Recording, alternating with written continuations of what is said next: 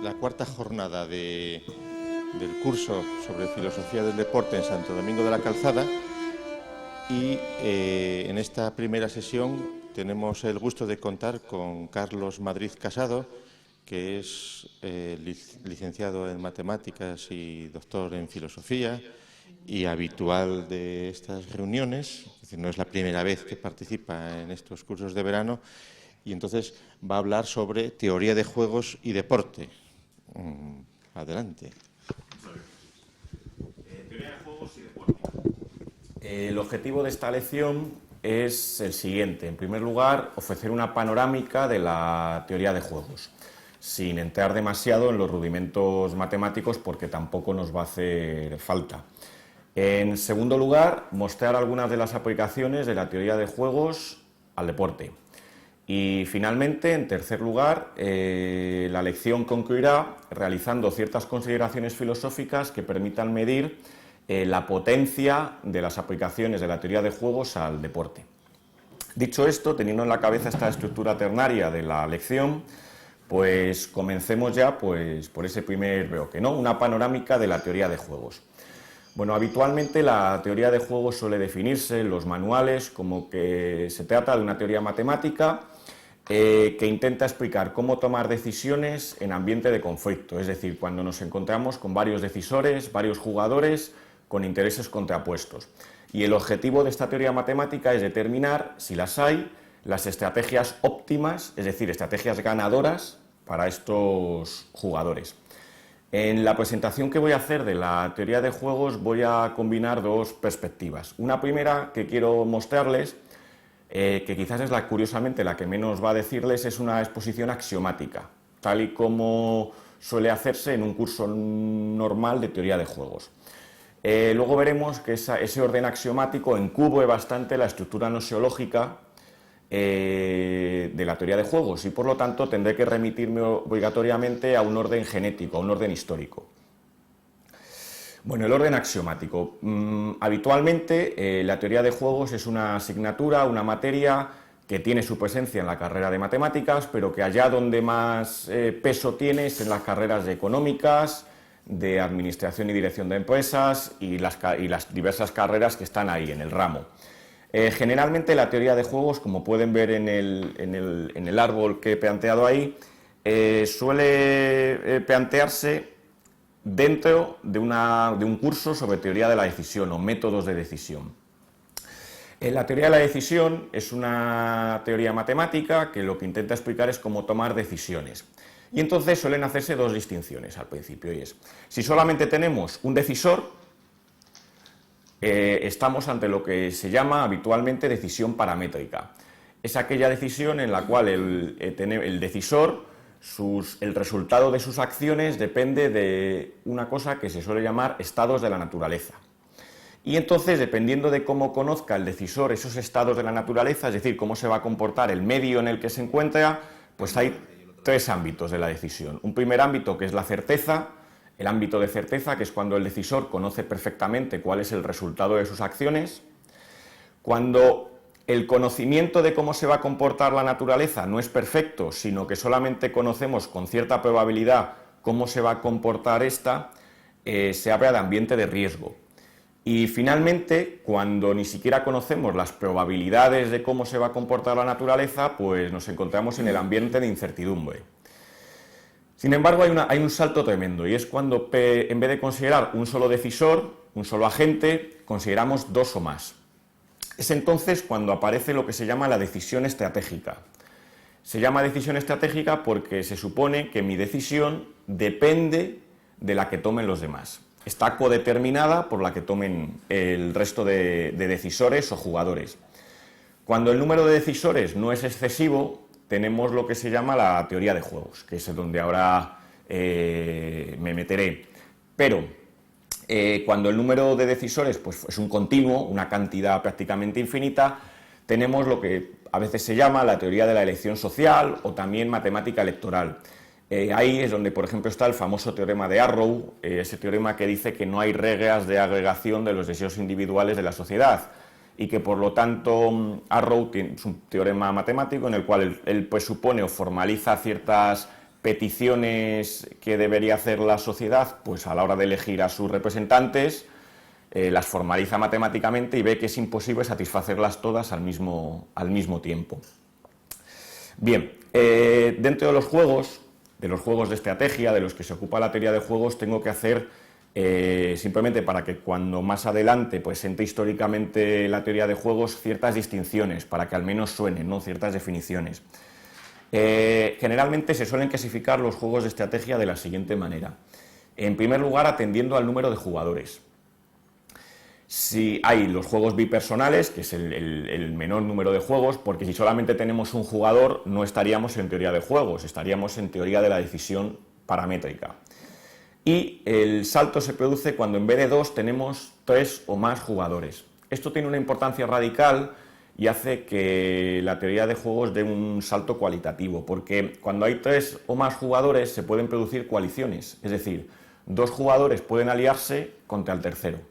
Y eso, desde un punto de vista matemático, cambia radicalmente la situación. Atendiendo al número de alternativas o de estrategias que tiene cada jugador, pues también los juegos se suelen discriminar en dos. Los juegos finitos, que son cuando el número de estrategias que tiene cada jugador pues es una cantidad finita, o infinitos. Obviamente, los juegos infinitos son bastante difíciles de tratar y la mayoría de deportes y la mayoría de juegos pues en realidad son juegos infinitos, es decir, en las cuales la cantidad de opciones que tienes tú para actuar pues no son una cantidad numerable, sino que es una cantidad infinita numerable o no. Por ponerles un ejemplo, el jugador que lleva el balón en el fútbol, si consideramos que sus decisiones es pues hacia dónde va a avanzar, pues tiene un continuo de direcciones en las cuales hacerlo, no hay una cantidad finita, entonces eso complica enormemente el desarrollo de la teoría de juegos y ya veremos pues, que limita bastante sus expectativas. Pero quizás la distinción fundamental sea esta, atendiendo a la matriz de pagos. ¿Qué es la matriz de pagos? Pues son los resultados del juego, lo que gana cada jugador o lo que pierde. Y aquí hay dos tipos de juegos y esta diferencia es fundamental y conviene retenerla. Por un lado tenemos los juegos que se llaman de suma constante. Les pongo un ejemplo. Nos apostamos al póker 1.000 euros. Si yo gano 700, mi rival ganará 300. Si yo gano 200, mi rival ganará 800. Pero la suma de lo que él y yo nos repartimos es constante. Esos son los juegos de suma constante. Es decir, tenemos una apuesta y nos repartimos la apuesta. Pero muchas veces hay muchas situaciones en las cuales los juegos no son así, sino que son juegos de suma variable, en los cuales no hay una cantidad constante que se reparta, sino que dependiendo de la combinación de estrategias, pues los dos jugadores pueden ganar más o menos. Y no tiene por qué mantenerse, no hay una apuesta que se repartan entre los dos. Y luego pondré algún ejemplo de esto. Finalmente, la última distinción que necesito hacer es la entre juegos cooperativos y no cooperativos. Juegos cooperativos son aquellos en los cuales los decisores, los jugadores, antes de tomar la decisión pueden hablar, pueden ponerse de acuerdo. Y los juegos que más nosotros nos vamos a centrar son los juegos no cooperativos, son aquellos en los cuales los decisores no pueden negociar entre ellos. Bueno, con esto en mente sería una presentación axiomática. El problema es que esto pues, no dice mucho y conviene más asumir un orden histórico, un orden genético que nos permita pues, ir calibrando la estructura noseológica de la teoría de juegos. Bueno, a mí me ha parecido descubrir que la teoría de juegos, desde el punto de vista, asumiendo las coordenadas del materialismo filosófico y de la teoría del cierre, pues surge como confluencia de dos cursos. Por un lado vamos a tener lo que yo he llamado el curso de la matemática recreativa y por otro lado el curso, que a falta de otro nombre mejor, he llamado el curso de la economía subjetual. La confluencia de estos dos cursos es lo que nos va a dar la teoría de juegos. Vamos a intentar ver cómo estas dos tradiciones, estos dos cursos de investigación van a confluir en la teoría de juegos pues allá por la tercera y cuarta década del siglo XX. Comencemos por el curso de la matemática recreativa, la matemática de los juegos. Desde el punto de vista del materialismo, aceptamos que las ciencias surgen siempre en continuidad con las técnicas. Es decir, no es la filosofía la madre de las ciencias, sino que la madre de las ciencias son las técnicas. En ese sentido hay una distinción que me parece que es fundamental, que es la distinción entre juegos de azar y juegos de estrategia. Juegos de azar, definir, como siempre en estos casos es complicado, la distinción entre ambos es borrosa, pero juego de azar uno tiene que tener en la cabeza el juego de los dados. Ese tipo de juegos no son los que van a dar lugar a la teoría de juegos. Esos van a dar lugar al cálculo de probabilidades y a la teoría de la probabilidad. Entonces, es muy bonito ver cómo dos tipos de juegos técnicos dan lugar a dos ciencias matemáticas que, aunque están interrelacionadas, como veremos, y eso será un tema que tocaré al final de la charla, porque tiene su importancia a la hora de catalogar noseológicamente la teoría de juegos, están interrelacionados, pero son diferentes. Los juegos de azar, como los dados o el lanzamiento de una moneda, son los que van a dar lugar a la teoría de la probabilidad, al cálculo de probabilidades. Pero son los juegos de estrategia aquellos juegos que se caracterizan porque tenemos varios jugadores y porque lo que es predominante no es el azar, sino la decisión que toma mi rival. Como el ajedrez. El ajedrez sería un juego de estrategia, pues el caso quizás más paradigmático, por usar este término, porque ahí sí que no interviene para nada el azar, como tampoco interviene en las damas. Ahora bien, también hay juegos de estrategia en los que interviene el azar. Entonces, son estos dos tipos de juegos que hay que distinguir bien, uno simbolizado, representado por los dados y el otro por el ajedrez, los que van a dar lugar respectivamente a la teoría de probabilidades y a la teoría de juegos dentro de este curso de la matemática recreativa. Suele considerarse como primer hito dentro de esta prehistoria de la teoría de juegos una correspondencia que a principios del siglo XVIII mantuvieron Van der Graaf, Montbord y Bernoulli sobre un juego de cartas, el juego de cartas Leger. Este juego dependía en parte del azar, que es el que al barajar las cartas se reparten, pero luego lo fundamental era la decisión que uno tomaba. Era un juego, bueno, es un poco extraño el juego, uno mira su carta y gana si tiene se reparten dos cartas, a jugador A, jugador B. El jugador A mira su carta. Gana si tiene una carta de número superior, considerando que, por hacerlo con baraja española, que sota, caballo y rey son pues 8, 9 y 10, tiene un número superior al rival. Puede hacer lo siguiente: si tiene una carta baja puede cambiarla con el rival. Entonces, lo que dice la teoría es que si tienes una carta por encima, que recordar, de 6, no te conviene cambiar. La cosa estaba, ¿qué pasaba si tenías un 7? 7 era la carta dudosa. Lo que recomienda la teoría es cambiar, y entonces cuando cambias, el otro jugador puede a su vez cambiar la carta con el mazo. Lo que hicieron estos pues aficionados a las matemáticas fue, bueno, en el caso de Bernoulli, matemático profesional, fue resolver el juego y determinaron pues cuál era la estrategia óptima. Profundizando en este tipo de cuestiones, de analizar el juego, en este caso siempre fíjense juegos concretos. Hay un hito que es Lewis Carroll, el matemático, ya saben, bueno, sacerdote y matemático y también pues, inspirador de Lolita de Nabokov, aficionado a este tipo de juegos, que también pues interesó por ese tipo de temas en el siglo XIX, es Lewis Carroll. También es muy interesante porque hay dentro de este curso de la matemática recreativa, hay otro matemático francés, Edouard Lucas, que es el que inventa las torres de Hanoi, ese famoso juego que hemos visto a chimpancés y orangutanes a veces jugar. Él se inventa, dice que él se lo ha descubierto pues, a un sabio chino. Ese sabio chino, él le llama Keaus. Keaus es un anagrama de Lucas, que era su nombre. O sea, el juego de las torres de Hanoi se lo inventa este matemático francés y él luego lo atribuye a un chino y ha quedado como que es el juego de las torres de Hanoi. Pero es un invento que él se saca de la manga pues, en la segunda mitad del siglo XIX. Bueno, pues todos estos matemáticos van a intentar resolver ese tipo de juegos. Pero quizás los dos hitos fundamentales ya se producen a principios del siglo XX. Zermelo. Zermelo es un matemático, estudiante de Hilbert, muy conocido pues, por el axioma de Zermelo, que es el axioma de elección en matemáticas y por la teoría de conjuntos, pero que curiosamente al V Congreso Internacional de Matemáticas, celebrado en Cambridge en 1912, él envía una contribución desde Alemania, está en alemán. Eso hizo que no tuviera mucha difusión, pero la suficiente para influir luego en el que va a ser el creador de la teoría de juegos. En ella demuestra lo siguiente, que cualquier juego finito, es decir, que hay una cantidad de estrategias que puede ser muy grande, pero es finita, que el juego acaba en un número finito de pasos, es decir, que no puede ser que estemos jugando hasta el infinito, en el cual cada jugador sabe lo que está haciendo el otro.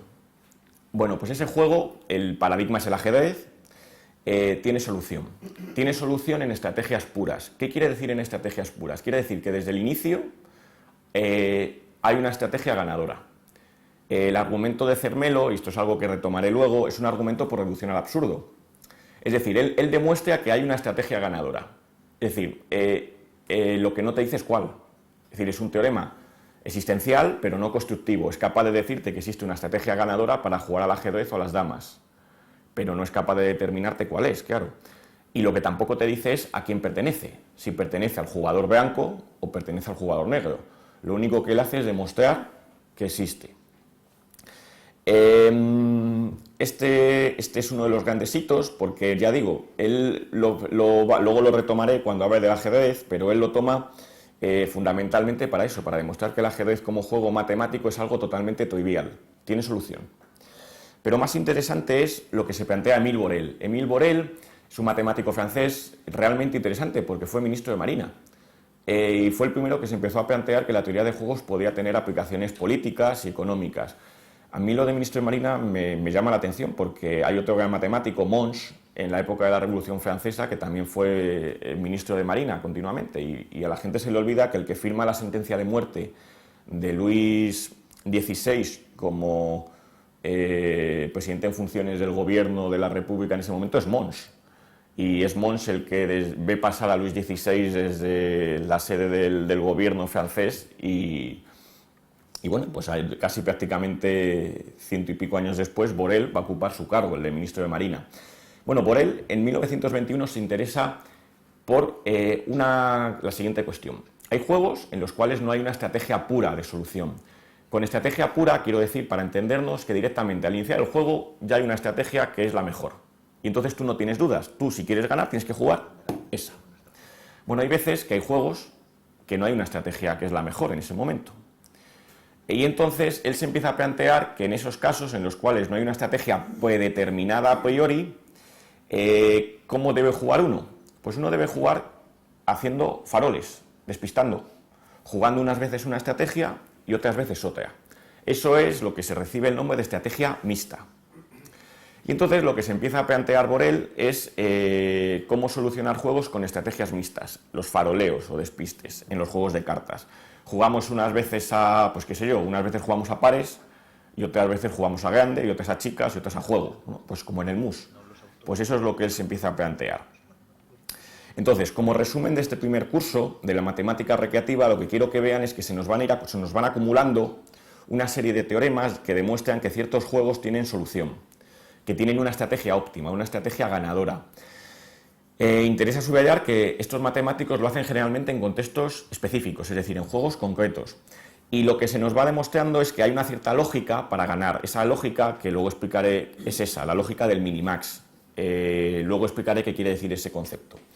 Y que esa lógica del minimax, esa lógica que te permite obtener la estrategia ganadora, pues a veces aparece en estrategias puras, es decir, desde el inicio del juego tienes una estrategia que es la mejor, o en mixtas, es decir, no hay una estrategia que sea a priori la mejor, pero a la larga, si el juego se repite muchas veces, puedes conseguir vencer a tu adversario o por lo menos hacerlo de la mejor manera posible jugando al despiste, es decir, jugando unas veces una estrategia y otras veces otra.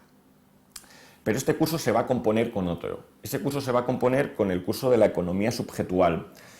El término no me gusta mucho, pero no he encontrado otro. Voy a intentar ver cuáles son los hitos. Bueno, generalmente se suele decir que La teoría de la decisión, la teoría de juegos, tiene un extraño precedente en la apuesta teológica de Pascal. Rápidamente, por si no la conocen, Pascal es el primero que intenta formalizar matemáticamente una toma de decisiones y lo hace de la siguiente manera. Él dice, hay dos opciones, Dios existe o no existe. Y tenemos dos estrategias, creer o no creer. Si creemos y Dios no existe, pues no nos pasa nada. Si Dios existe, hemos ganado la gloria eterna, que es el mayor premio que puede haber, infinito. Pero ¿qué pasa si no creemos? Si no creemos y Dios no existe, pues nos quedamos igual que el que cree. Pero si existe Dios y hemos sido ateos, pues nos condenaremos eternamente. Pues matemáticamente, ¿qué es lo que nos conviene para maximizar nuestras ganancias? Creer, porque pase lo que pase es lo que mayor beneficio nos da.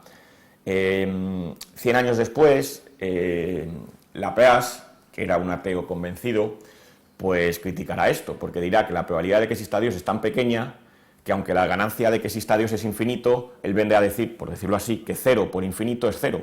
Por lo tanto, nos quedamos como estamos. Cauchy y Ruffini, el famoso Ruffini de la regla de Ruffini, que era un médico y que todos recordamos del bachillerato, eran católicos convencidos y claro, cuando vieron este argumento de Laplace, pues se armó la de Dios. A lo cual Laplace dio otro argumento, y es que en una cena, en la cual por cierto estaba el conde de Aranda, aparte de decirle al conde de Aranda que todos los españoles éramos unos borrachos, dice allí en la cena, y esto parece que causó bastante, que la mejor prueba que él conocía de que Dios no existía es que en el momento en el cual él dice que Dios no existe, Dios no le fulmina. Y entonces, por lo tanto, no tenía que existir. El siguiente hito es lo que se llama la paradoja de San Petersburgo. Se llama así porque la plantea Daniel Bernoulli mientras está en la corte de la zarina en San Petersburgo. Rápidamente la apuesta es la siguiente. El juego que él plantea es el siguiente. Tiramos una moneda y vas a ganar. Si me sale cara a la primera, gano 2 monedas, 2 euros. Si me sale cara a la segunda, 4. Si me sale cara a la tercera, 8. Si me sale cara a la cuarta, 16. Es decir, van con las potencias de 2. La pregunta es, ¿cuánto hay que pagar para participar en este juego? Si uno calcula la esperanza de este juego, es decir, cuánto ganas a la larga, este juego da la paradoja de que ganas infinito.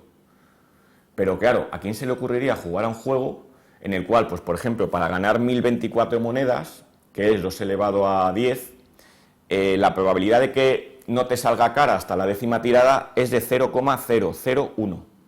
Nadie en su sano juicio apostaría mucho para jugar a este juego.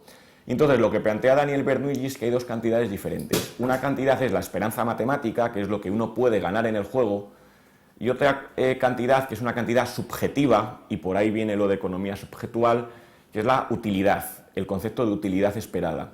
Es decir, es la valoración que yo hago, valoración personal, que tiene que ver con las probabilidades subjetivas de esa cantidad de dinero. Claro, un rico, pues para jugaría dinero, pero un poco no apostaría mucho para jugar a este juego. Y entonces, en esta paradoja, pues lo que sirve es para distinguir como esas 2 cantidades. Cournot, un matemático francés en el siglo XIX, pues empezará a plantear aplicaciones matemáticas al estudio de los monopolios y los duopolios. Y esto también suele tomarse a veces como una especie de, en cierto modo, lo que luego vamos a llamar, les he hablado del minimax, que es la idea que aparece por el otro y que uno tiene que retener en la memoria, en el otro curso. Aquí la idea que aparece es la idea de equilibrio de Nash, que es los equilibrios que suelen hablar los economistas. Bueno, pues esa idea de equilibrio ya está un poco prefigurada en esta obra de Cournot. Claro, aquí siempre se da la paradoja de que cuando uno se pone a rastrear cosas hacia atrás, pues siempre encuentra cosas, y si no las encuentra, pues las acaba asemejando. Pero, en cierto modo, pues ahí es donde a veces se han querido encontrar ese hito. Pero la obra fundamental es la de Frank Ramsey, un matemático británico que muere muy pronto creo que es un cáncer o leucemia, ahora no me acuerdo, y en 1931 se publican sus papeles póstumos. Y en se llama Los fundamentos de las matemáticas. En ese opúsculo, allí lo que aparece es recupera la noción de utilidad. Él plantea que cada persona tenemos una función de utilidad que nos permite discriminar pues cómo valoramos las ganancias. Quiero decir, por ponerles un ejemplo de la diferencia entre esperanza matemática y utilidad. Supongamos que un vaso de agua cuesta 1 euro. Obviamente, la esperanza matemática para todos ustedes es la misma, pero si ustedes están sedientos, la utilidad que ustedes le dan a ese vaso de agua es mucho mayor que la que puedo darles yo, que tengo aquí otro vaso de agua. Bueno, pues esa es un poco la noción que él va planteando. Y entonces, lo que empieza a surgir es que la noción de que el agente económico, porque él lo que hace es aplicar esto a la economía, y empieza a analizar, Ramsey, cómo se toman las decisiones en economía, pues las decisiones de ahorro y de consumo. Y entonces en este curso de la economía subjetual nos empieza a aparecer esta visión, la de que el agente económico se puede ecualizar con la de un jugador egoísta que lo que intenta hacer es maximizar su utilidad. Bueno, pues el cierre categorial de la teoría de juegos, a mi juicio, sucede por la confluencia de las obras de estos dos personajes. Uno es John von Neumann, matemático, y el otro es Oskar Morgenstern, economista. Von Neumann, matemático de origen húngaro, que pasará a Alemania, que estudiará con Hilbert y que acabará en Estados Unidos.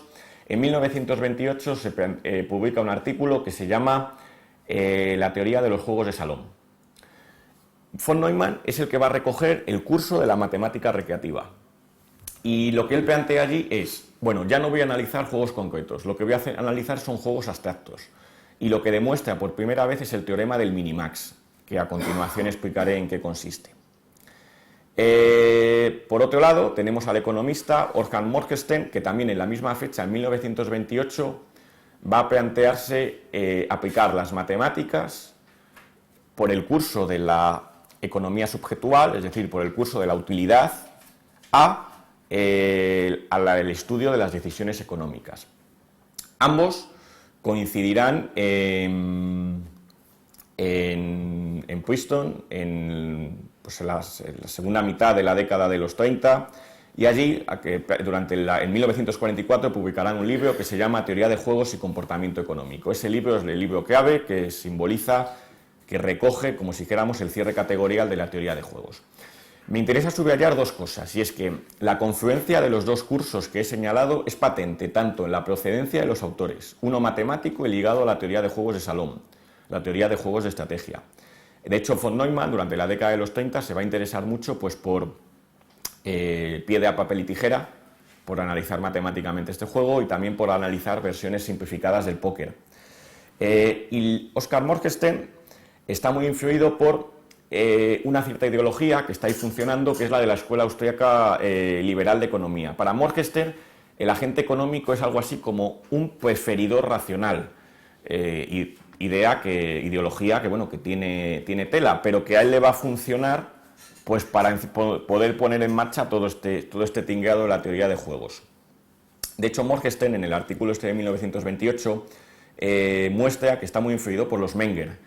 El padre eran padre e hijo. El padre era el economista, que es uno de los fundadores de la Escuela Austríaca de Economía, que sustenta que el agente económico, como ustedes saben, es el individuo y que todo se resuelve en los individuos. Y por el hijo, Karl Menger, el cual también pues, había hecho aportaciones para intentar formalizar un poco matemáticamente la concepción económica de su padre. Entonces, ambos, por procedencia y por el título del libro que ya ven que sintetiza los dos cursos, teoría de juegos, que son los juegos de estrategia, y comportamiento económico, que es el curso de la economía subjetual, pues van a ser los que van a cerrar categorialmente la teoría de juegos. Me interesa señalar en la introducción una siguiente cita, porque maneja muy bien esa idea de confluencia entre ambos cursos. Dicen los autores en este libro de 1944: esperamos mostrar que los problemas típicos de comportamiento económico son rigurosamente idénticos a las soluciones matemáticas de determinados juegos de estrategia. Es decir, la confluencia, intentando construir una identidad sintética, pues entre ambas concepciones. Bueno, tengo que explicar ahora, aunque sea de una manera muy esquemática, en qué consiste el núcleo central, que es el teorema del minimax, de la obra de von Neumann y Morgenstern. Bueno, ellos se ocupan de varios tipos de juegos, pero los juegos fundamentales, los que son el pilar básico de la teoría de juegos que ellos construyen son estos. Son los juegos bipersonales, es decir, con dos jugadores, de suma constante. Es decir, hay una apuesta y los jugadores se reparten esa apuesta, el botín. Bueno, ellos lo primero que hacen es, y aquí está, pues claro, toda la carga ideológica del agente económico como preferidor racional, plantear unos axiomas de racionalidad que van a intentar modelar al sujeto económico. Bueno, básicamente, no voy a entrar a describirlos, se basan en lo siguiente. Primero, que el adversario es al menos tan inteligente como yo. Por lo tanto, yo tengo que jugar con prudencia. Es decir, no tengo que pensar que el rival va a jugar todo lo bien que pueda. Y la segunda cuestión que ellos tratan es que cada jugador va a elegir aquella estrategia que le garantice no terminar el juego con peores resultados. Esta es la lógica del minimax. Explico en qué consiste esto. Minimax quiere decir mínimo máximo. Es el mínimo máximo. Me voy a poner en el papel de un jugador el jugador A que está jugando contra el jugador B. Yo tengo varias estrategias. Si mi jugador es listo, si mi rival es listo, para cada estrategia me va a jugar bien, él no me va a jugar mal. Por lo tanto, para cada estrategia yo tengo un peor resultado. Vamos a suponer que yo tengo dos estrategias. Una primera en la cual mi peor resultado es ganar 8 euros. Y una segunda en la cual mi peor resultado es ganar 10 euros. Bueno, ¿cuál elegiríamos? Obviamente la de 10 euros. Es decir, de los mínimos, de los peores resultados, ¿cuál elijo? El máximo. Minimax. Esa es la lógica que está aquí detrás, ¿vale? Bueno, pues lo que ellos demuestran es que si los dos jugadores intentan intentan maximizar sus mínimos, es decir, como el otro no me va a jugar mal, yo tengo que esperar que para cada estrategia mía tengo que ser pesimista. Para cada estrategia mía me va a salir el peor resultado. ¿Por qué el peor resultado? Porque el peor resultado para mí es el que le garantiza al otro el mayor. Porque si me estoy repartiendo esto y el otro llega hasta aquí, a mí me queda esto. Con lo cual tenemos que tirar de la cuerda hasta lograr un equilibrio. Bueno, pues lo que ellos demuestran es esto, es el teorema del minimax. Bueno, lo demuestra von Neumann, en verdad. Es que existe al menos un punto de silla, un equilibrio en estrategias puras o mixtas. Explico qué quiere decir esto. Quiere decir que para cada juego bipersonal de suma constante hay solución.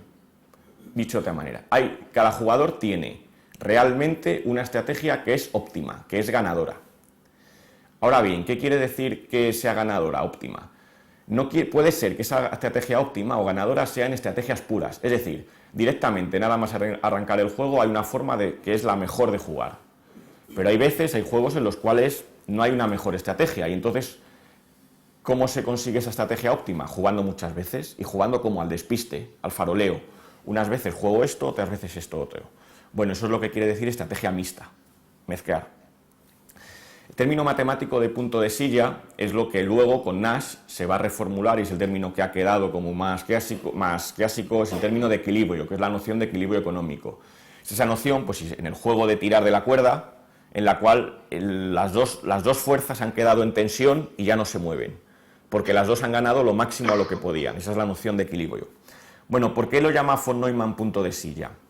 Un punto de silla matemático es un punto... es ese punto, a ver si con el cursor aquí, no sé si ven el cursor ahí, es ese punto, el punto de una silla de montar a caballo. Y ese punto tiene unas propiedades muy interesantes. Si ustedes lo miran en las líneas que van en este sentido, líneas como si dijéramos que van atravesando la pantalla, cada una de esas líneas tiene un máximo que está aquí. Bueno, pues ese punto que está aquí tiene una propiedad que es de todos los máximos que está aquí, el mínimo. Pero si ahora lo miro en el otro sentido, que son las líneas que van así conforme a la pantalla, esas líneas, a ver si vuelve el cursor, esas líneas tienen mínimos, ¿no? Aquí, por ejemplo, tenemos un mínimo, aquí otro mínimo, aquí otro mínimo. ¿Quién es el punto de silla? Pues de esos mínimos es el máximo. Entonces, el punto de silla es la idea del equilibrio, porque a los dos jugadores les deja satisfechos. Los dos han jugado de sus mínimos el máximo. Y esa es un poco la idea que está detrás de este teorema.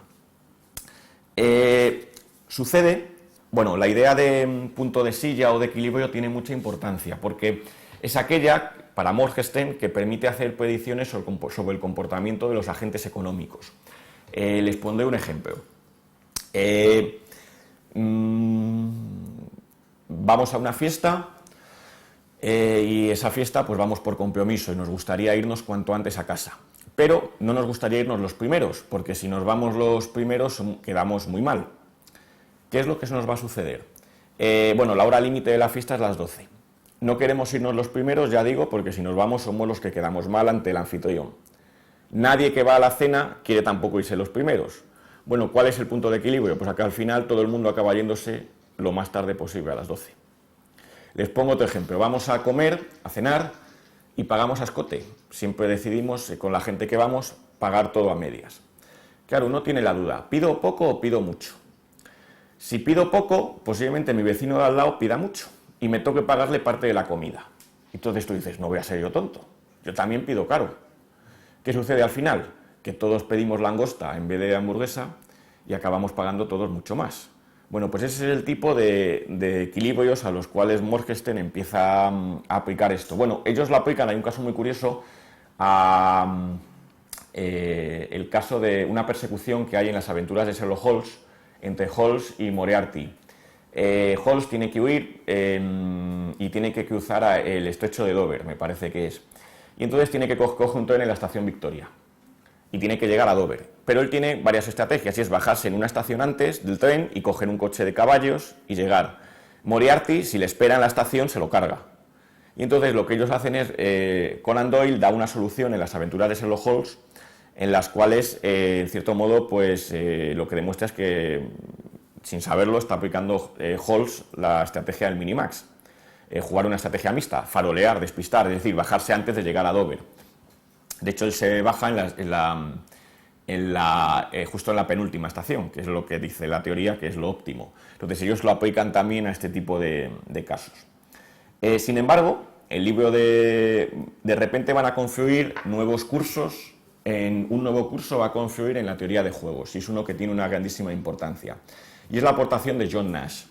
John Nash, al que todos conocen de la película Una mente maravillosa, que tuvo varios Oscar, llega en la década de los 40 a la Universidad de Princeton y allí se empieza a interesar pues, por un tipo de juego, un juego que ve en el baño. Parece ser que los baños... Bueno, ¿y quién dice que es la biblioteca?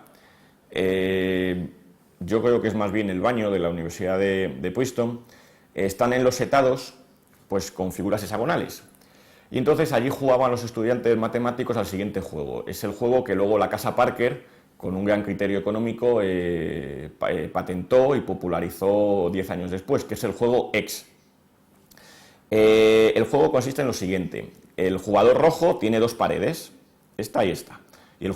Ahí va. Y el jugador azul, estas dos. Cada uno va a ir poniendo fichas de su color y gana aquel que consiga hacer un puente entre las dos paredes. Bueno, Nash, aplicando el teorema de Zermelo, que antes les he mencionado, va a demostrar, mediante una técnica que se llama inducción hacia atrás, es decir, razonando por paridad, una cierta serie de consideraciones matemáticas, que este juego tiene solución. Y tiene solución para el primer jugador, es decir, el primer jugador tiene una estrategia óptima, con la que puede ganar. Ahora bien, no dice cuál. Esto le llevará a su tesis. En su tesis, que es muy curiosa porque es una tesis tremendamente breve y en la cual la bibliografía se compone de un único artículo, que es el libro de von Neumann y Morgenstern, plantea una extensión de la teoría de juegos a los juegos bipersonales de suma variable, es decir, aquellos juegos en los cuales no nos repartimos la apuesta, sino que los pagos pues, pueden ser variables dependiendo de cada combinación de estrategias. Bueno, esta aportación ya saben que luego le llevó al Nobel, aunque él prácticamente después de haber hecho esta contribución ya saben que acabó como un silbo y pues no hizo grandes aportaciones posteriores a las matemáticas. Bueno, la idea fundamental que plantea Nash es la del equilibrio. Es un conjunto de estrategias en que ningún jugador puede mejorar sin que otro empeore. Y lo que va a hacer es extender el teorema de von Neumann. Nos va a decir, un juego bipersonal de suma variable tiene al menos un equilibrio de Nash en estrategias puras o mixtas. Dicho en Román Paladino, un juego, sea de suma constante, sea de suma variable, da igual, tiene solución. hay una estrategia óptima para cada jugador. Ojo, esa estrategia óptima puede que sea a la primera, es decir, cuando se juega una sola vez, en estrategias puras, o puede que sean estrategias mixtas, a la larga. Eso es lo que va a demostrar Nash. Fíjense qué contraste entre el orden axiomático y el orden histórico. Actualmente presentamos la teoría de juegos dentro de la teoría de la decisión. Y la teoría de la decisión es muy posterior, es de los años 50, cuando la plantea Abraham Wall. Y la plantea inspirándose en la teoría de juegos, de tal manera que él dirá que la teoría de la decisión es una especie de juego entre yo, que soy el decisor, y la naturaleza. Claro, luego al final de la charla remitiré en qué sentido puede decirse que la naturaleza es un jugador. No tiene ningún sentido más que un alcance metafórico decir que la naturaleza sea un jugador. A día de hoy la teoría de juegos es algo que está totalmente canonizado. Ha tenido multitud de extensiones y quizás pues como simplemente a título de hito, pues podemos el Premio Nobel de Economía que reciben Nash, Selten y Harsanyi en 1994 por sus contribuciones a la teoría de juegos y a la idea del equilibrio como estratégico, como noción que permite entender los comportamientos económicos. Bueno, nos acercamos ya al deporte. Necesito plantearles dos situaciones, dos aplicaciones de la teoría de juegos que luego vamos a ser capaces de reconocer esquemáticamente en situaciones deportivas. Es muy curioso porque, de nuevo, desde el punto de vista del orden axiomático, se suele decir estos son aplicaciones de la teoría de juegos. Y curiosamente, desde la teoría del cierre habría que decir que más bien esto son los materiales que la teoría de juegos permite remover y que le dan su potencia. Es decir, no es que tengamos la teoría de juegos matemáticas y luego, como si fuera un haz de luz, se proyecta sobre los campos de la economía o de las ciencias humanas, no, sino que es totalmente lo contrario, es porque se han reconocido ciertas estructuras en esos campos, por lo que se puede regresar a ciertas estructuras matemáticas. Voy a presentarles dos aplicaciones, una de ellas es esta, el dilema del prisionero. El dilema del prisionero, que seguramente a muchos les suene, fue planteado por este matemático que tenemos aquí a la derecha, que es Tucker. Tucker era el director de tesis de Nash y él formaba parte de una especie de reserva de expertos, la corporación RAM, una corporación que surge acabada la Segunda Guerra Mundial en Estados Unidos, ligada a la Fuerza Aérea Estadounidense, y cuyo objetivo era realizar estudios geoestratégicos que permitieran un poco calibrar pues, cómo vencer a la Unión Soviética. Básicamente es eso. Y es muy interesante porque toda la teoría de juegos y prácticamente la investigación operativa va a surgir ligada a esta corporación. Es decir, al estudio de la geoestrategia del imperio estadounidense, imperio americano, que está surgiendo tras acabada la Segunda Guerra Mundial. Bueno, por la corporación RAM van a pasar von Neumann, Nash, Arrow, el del teorema de la elección social, Danzig, que es el creador de la programación matemática, bueno, toda la Luce, que es otro experto en teoría de juegos, es decir, todos los grandes popes de la teoría de juegos van a pasar por la corporación RAM. Bueno, Tucker, a partir de unos experimentos que habían planteado otros dos compañeros suyos de la corporación RAM, se plantea el siguiente juego. Muy esquemáticamente lo voy a presentar. Tenemos a dos presos que les han sorprendido, todo apunta a que han sido ellos los que han cometido un cierto delito. Se les aísla y cada uno de ellos tiene dos opciones. Una opción es permanecer leal, es decir, no confesar, y la otra opción es confesar, pero no confesar con respecto a él, sino confesar diciendo que el que ha cometido el delito es el compañero. Dependiendo de esas estrategias les pueden caer una serie de pagos. En este caso, la forma matemática de representar un juego es mediante esto, que se llama una matriz de pagos. Esa matriz de pagos aquí la he simbolizado por los años de cárcel que les caen. Explico rápidamente porque necesito explicar esto para que luego se entienda cuando lo apliquemos esto a los deportes. ¿En qué consiste cada estrategia? El primer preso tiene dos opciones: confiesa o no. Si no confiesa, es decir, si se mantiene leal y su compañero también se mantiene leal, como la policía no puede inculparles, solamente les caen 2 años de cárcel. Muy poco, pues pongamos que por tenencia ilícita de armas. Sin embargo, si este se mantiene leal y el compañero, el preso I, le traiciona, fíjense qué pasa, y esto es lo que me interesa que tengan en cuenta. El primer numerito, el que aparece a la izquierda, es el que corresponde a los años de cárcel que le cae al jugador que está aquí en aquella parte. Y el segundo es el que le cae al de arriba. Fíjense, si el primero se mantiene leal y el segundo le traiciona, al primero ¿cuántos le caen? 10 años de cárcel. Y al segundo, solo 1. Recíprocamente, si se da al revés, si el primero traiciona al segundo, al primero solo le cae 1. Le ha salido bien la jugada. Y al segundo, 10. Pero, ¿qué pasa si los dos se traicionan? Si los dos se traicionan, al final les cae, como no saben muy bien quién ha sido, 5 y 5. ¿Vale? Intentemos resolver el juego. Resolver el juego, el procedimiento es este. Hay que ponerse en el papel de cada uno de los jugadores y pensar qué me conviene hacer. Yo he señalado lo que me conviene hacer poniendo una rayita debajo, que no sé si se distinguirá bien desde ahí. Me pongo en el papel del peso X. Imaginemos que el otro peso se mantiene leal. ¿De acuerdo? ¿A mí qué me conviene? ¿Ser leal o traicionarle? ¿Que me caigan 2 o que me caiga 1 año de cárcel? Me conviene traicionarle. Por lo tanto, mi estrategia óptima en este caso sería esta. Lo he marcado con esta pequeña rayita que aparece debajo. Recíprocamente, si él me traiciona, ¿a mí qué me conviene? ¿Mantenerme leal o traicionar? Pues obviamente, ¿qué me conviene? ¿10 años de cárcel o 5? 5. Pongo aquí la rayita. Realizo la lectura al revés. Me pongo ahora en el papel del peso Y. Si el peso, mi compañero es leal, ¿qué me conviene? Ahora fíjense que miro en el otro lado. ¿2 años de cárcel o 1? Me conviene traicionar. Marco. Pero, si mi compañero me traiciona, ¿qué me conviene? ¿Ser leal y que me caigan 10 por tonto? ¿O traicionarle? Traicionarle. Marco. Fíjense, ¿dónde se nos han marcado las 2 rayitas que indican las estrategias óptimas? Aquí. ¿Ven que es aquí donde coinciden? Donde se solapan. Bueno, ese es el equilibrio de Nash. ¿Vale? Esta solución obviamente es paradójica. ¿Por qué? ¿Cuál es la mejor solución para los dos? Permanecer leales. Lo mejor sería haber permanecido los dos leales. Sin embargo, lo que dice la teoría de juegos es que ante la duda, la lógica del minimás, la lógica de la prudencia, la lógica pesimista, ¿qué te conviene? Traiciónale y con perdón que se joda, ¿no? Eso es.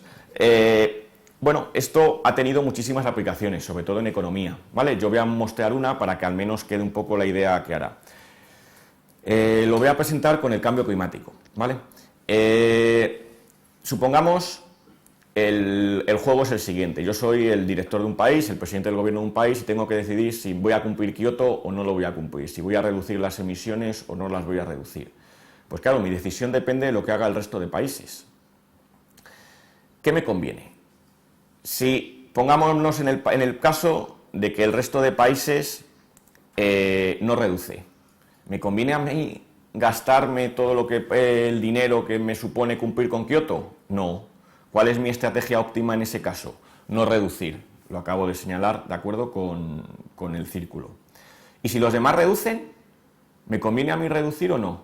Pues tampoco, que hagan el trabajo sucio ellos. Por lo tanto, tal y como está planteado lo del protocolo de Kioto, desde el punto de vista de la teoría de juegos, lo que a mí me interesa que es que hagan el trabajo sucio de cumplir con Kioto los otros. Yo no reduzco. ¿Por qué voy a invertir yo en las energías renovables limpias? De nuevo, esto es una solución paradójica. Es el dilema del prisionero aplicado a colaborar o desertar en el cambio climático, porque no cabe duda que el mejor beneficio, supuestamente, para todos sería cumplir con Kioto, porque salvaríamos el mundo, la naturaleza, etc. Pero claro, desde el punto de vista de la lógica egoísta, fíjense otra vez la conexión con la economía subjetual, el agente económico como preferidor racional, agente egoísta, etcétera, etcétera. Lo que me conviene que es, bueno, pues a mí ir a la mía y que sean los demás los que hagan el trabajo sucio. Moraleja, al final nadie cumple Kioto. Bueno, una solución para evitar el dilema del prisionero es poner multas. Si uno pone multas a los países que no reducen, pues entonces, claro, la cosa cambia. Y así, si pocos reducen, ¿a mí qué me compensa? ¿Reducir o no reducir? Hombre, pues obviamente, si me van a quitar, pues qué sé yo, 15 millones de euros, que es el número que aparece debajo del círculo, si no reduzco y me tengo que gastar 10 en reducir, pues me compensa reducir. Y si muchos reducen, pues si también tengo la multa, pues me compensa reducir. Claro, el problema es que qué organización es la que tiene el poder suficiente para poner multas a los países que no cumplan Kioto? Pues ninguna. El otro juego que conviene que uno tenga en mente, porque luego vamos a ver que aparecen muchas situaciones deportivas, es el juego del gallina. El juego del gallina recibe este nombre porque curiosamente lo formaliza Bertrand Russell allá por los años 50. Bueno, Russell es muy curioso porque acabada la Segunda Guerra Mundial era un partidario acérrimo de la guerra preventiva, igual que von Neumann. Von Neumann, al cual parece ser el que inspira a Kubrick en la película Teléfono Rojo, Volamos hacia Moscú, el doctor Strangelove, ese que estaba en una silla de ruedas, hay quien dice que es Werner von Braun, es más bien von Neumann, porque von Neumann en los últimos años tuvo un cáncer de huesos y se quedó en silla de ruedas, pero era el comisario general de energía atómica de Estados Unidos, y era el que tenía un control muy importante pues, en los Álamos y todo el desarrollo de las bombas atómicas. Bueno, pues él siempre decía lo siguiente: si ustedes me dicen por qué no bombardear la Unión Soviética a las 10, yo les digo que por qué no lo hemos hecho a las 9. Esa era un poco la lógica que seguía von Neumann desde el punto de vista también de la teoría de juegos. Bueno, pues Russell, que sostenía la misma opinión, sostenía que había que bombardear la Unión Soviética inmediatamente después de haber acabado la Guerra Mundial, antes de que ellos consiguieran la bomba atómica, luego pega el cambiazo en los años 50 y allí se hace pacifista militante. Y plantea el juego del gallina. Un juego del gallina que luego ha sido muy utilizado por el personaje que aparece debajo de su foto, que es John Maynard Smith, intentando usarlo dentro de la teoría de la evolución, pues para modelizar lo que él llamaba las estrategias evolutivamente estables, es decir, aquellas estrategias que toman las especies, pues, por ejemplo, en el comportamiento entre predador y presa. Bueno, yo lo voy a contar desde el punto de vista para que antes he contado una aplicación económica, que era el cambio climático, aquí voy a contar una aplicación política, que me parece que tiene más interés. Tenemos la competición, la Guerra Fría entre Estados Unidos y la Unión Soviética. Yo he simbolizado los pagos no como antes, por años de cárcel, donde los años de cárcel lo que uno busca es minimizarlo, porque claro, cuanto más años de cárcel peor, sino aquí lo he simbolizado por lo que utilidades esperadas, puntos, y gana el que tenga más puntos, ¿vale? Bueno, pues miremos a ver cuáles son las estrategias óptimas. Estrategia paloma es agachar la cabeza, consentir que la otra potencia te pise. Estrategia halcón es la estrategia fuerte, es decir, hacer una carrera armamentística y poner sobre la mesa pues toda la carne. Bien, veamos. Me pongo en el papel de Estados Unidos.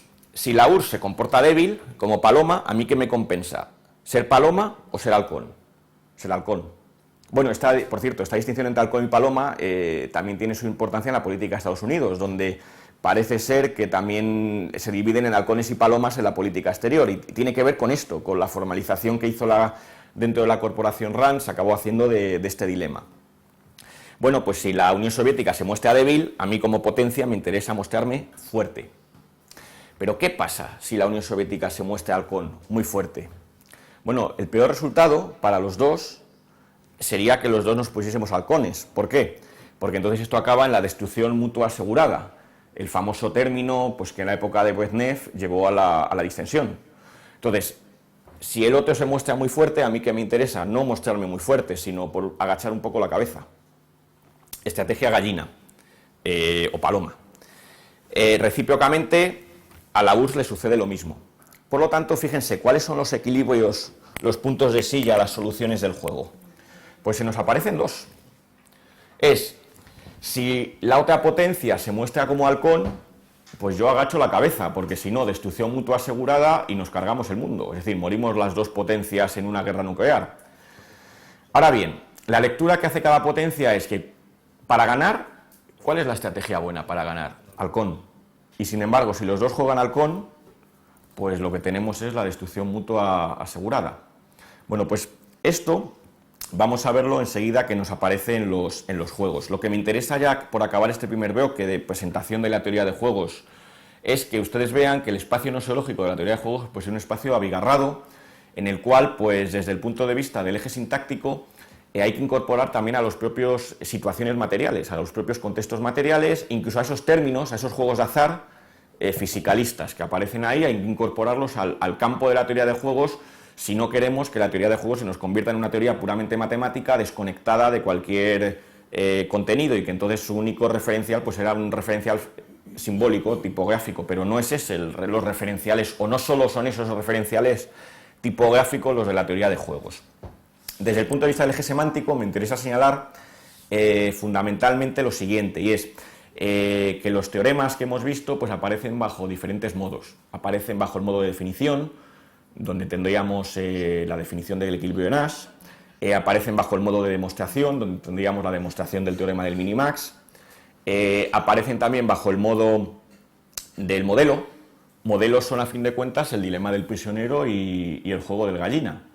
Y también nos aparecen bajo el modo de clasificación, aunque este sería el modo científico más débil que aparece a mi juicio en la teoría de juegos, porque clasificaciones, pues quizás el teorema que se podría reconocer, teorema en sentido no matemático, sino en sentido noseológico que nosotros le damos desde la teoría del cierre, pues serían esa clasificación de los juegos que les he presentado en la primera parte de la charla. Bien, con esto en mente podemos ya empezar a ver algunas aplicaciones en el deporte de la teoría de juegos. Es este segundo bloque donde más interés va a cobrar esta parte un poco más densa que les he contado.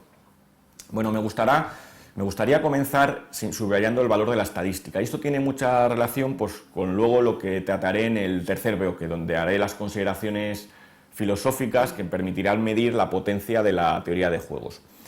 El valor de la estadística. Es que la estadística va a estar muy relacionada como herramienta dentro de la teoría de juegos. Entonces conviene también que comencemos midiendo pues esa potencia, esa capacidad, ese rendimiento que dan ciertas leyes estadísticas dentro del deporte.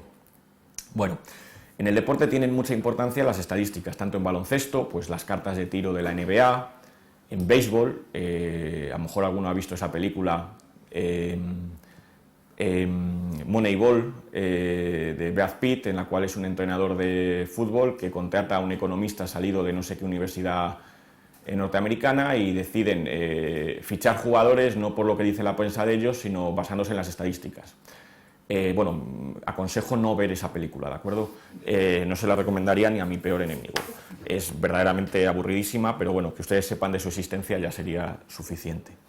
El tenis, donde también tiene mucho interés las estadísticas, y el fútbol, donde, por ejemplo, es curioso porque las estadísticas del fútbol de la Liga Italiana, la Liga Francesa y la Liga Inglaterra están recopiladas, la de la española no, aunque nuestro amigo Patón, con su sociedad CIEF, está en proyecto de ello, y en la página web, cuando accedí la última vez, ha prometido que se van a recopilar todas las estadísticas del fútbol español desde sus inicios. Yo estoy esperando que eso salga porque hay un material que puede ser muy interesante.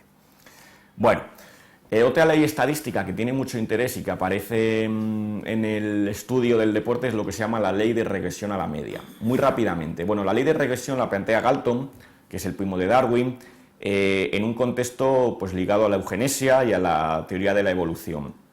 Él lo plantea en el siguiente sentido. Se da cuenta de que los hijos de padres altos suelen ser altos, pero no tan altos como los padres. Los hijos de padres bajos suelen ser bajos, pero no tan bajos como los padres. Es decir, suelen regresar hacia la media de la población.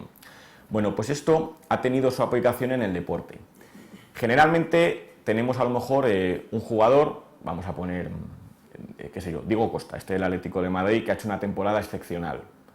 Diego Costa lleva muchos años jugando en la Liga Española y nunca había hecho una temporada tan buena como esta.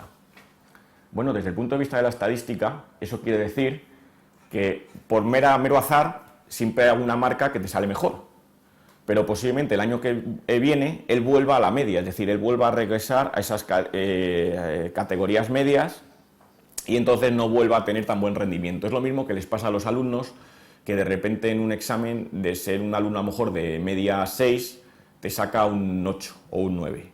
Él piensa que por fin ha subido al escalafón. Claro, tú le ves y no le puedes decir, mira, es que no te preocupes, pero vas a volver a tus 6, posiblemente en los próximos exámenes. Bueno, pues eso es la ley de regresión a la media, que explica que aquellos deportistas de una sola temporada, pues no cabe esperar en general que haya una continuidad. Más interesante es la falacia del jugador. La falacia del jugador se la cuento muy rápidamente. Es aquella que todos hemos cometido de que estamos jugando al póker, jugándonos el sueldo del mes y empezamos a ganar. Y pensamos que porque estamos ganando estamos en racha y vamos a seguir ganando. Bueno, es la misma falacia que comete, pues por ejemplo, un señor que hace años salió la historia, bueno, bastantes años, la probabilidad de que haya una bomba en un avión es pequeña, pero la de que haya 2 bombas es mucho menor. Y entonces este señor, que siempre tenía cierto miedo a viajar, pues iba con su bomba en el maletín, porque pensaba que la probabilidad de que haya 2 es menor, y dice, pues yo ya llevo la mía, y así, claro, estaba cometiendo un error, y es, claro, si tú llevas la tuya, la probabilidad que se aplica no es la de 2, sino la de 1. Es la idea del jugador, de que porque ha ganado una vez, piensa que ya va a ganar la siguiente, y son sucesos independientes. Otro ejemplo de esto, para que se acabe de ver, es la de Linus Pauling, premio Nobel de Química. Le dieron 2 premios Nobel, y recogiendo el segundo premio Nobel dijo, bueno, la verdad es que este segundo premio Nobel no tiene ningún mérito. Dice, porque lo difícil es ganar el primer premio Nobel, porque el número de personas que han ganado el premio Nobel entre los 6.000 millones de humanos es muy pequeño. La probabilidad, por tanto, es muy baja de ganar un premio Nobel. Pero entre las personas que ya han ganado un premio Nobel, que serán 100 o así, las que han ganado 2, pues la ratio es mucho mayor, con lo cual no tiene ningún mérito ganar el segundo premio Nobel. Bueno, pues esto es lo que sucede, la falacia del jugador, con los jugadores en racha, y esto en los americanos, que estas cosas les gustan mucho, pues se han entretenido en mirarlo en baloncesto, es lo que llaman las manos calientes. Pensar que si un jugador está en un partido encestando todo, si hay que mantenerle o hay que sentarle.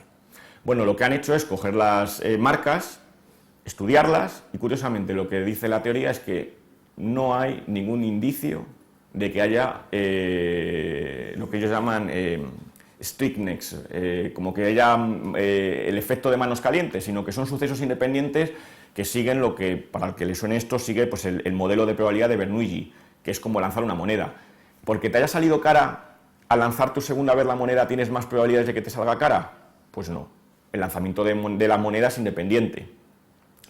De hecho, curiosamente, uno que criticó mucho esto, de la idea de que se pensase que no hay el fenómeno de las manos calientes o del jugador en racha, fue el biólogo partidario de la teoría del equilibrio puntuado, Stephen Jay Gould, que él decía que la racha de Joe DiMaggio, el bateador de béisbol en el verano del 41, no se podía explicar desde el punto de vista de la probabilidad. Y esto dio una polémica bastante ardua en los años 80, a principios de los 90, con varios estadísticos. Otra falacia en este sentido es la falacia del entrenador. La mayoría de presidentes de club creen que cuando cambian al entrenador de fútbol, inmediatamente el equipo mejora. Y al final, en vez de echar a los jugadores, se echa al entrenador. Bueno, hay estudios también estadísticos analizando los resultados, y se han visto que esto es una falacia, es decir, los resultados prácticamente son indistinguibles antes y después de haber cambiado al entrenador de fútbol. Claro, estos siempre son resultados a largo plazo, es decir, no por un equipo, sino para el análisis de muchos equipos, son resultados estadísticos. Y el último ejemplo de ley estadística que envuelve al deporte, o que se puede reconocer en el contexto deportivo, es lo que se llama la falacia del fiscal. La voy a explicar con el caso Contador. De hecho, esto lo suelen usar mucho es una bonita conexión entre el deporte y el derecho, que es una conexión que está ahí. Supongamos que tenemos un ciclista, ¿de acuerdo?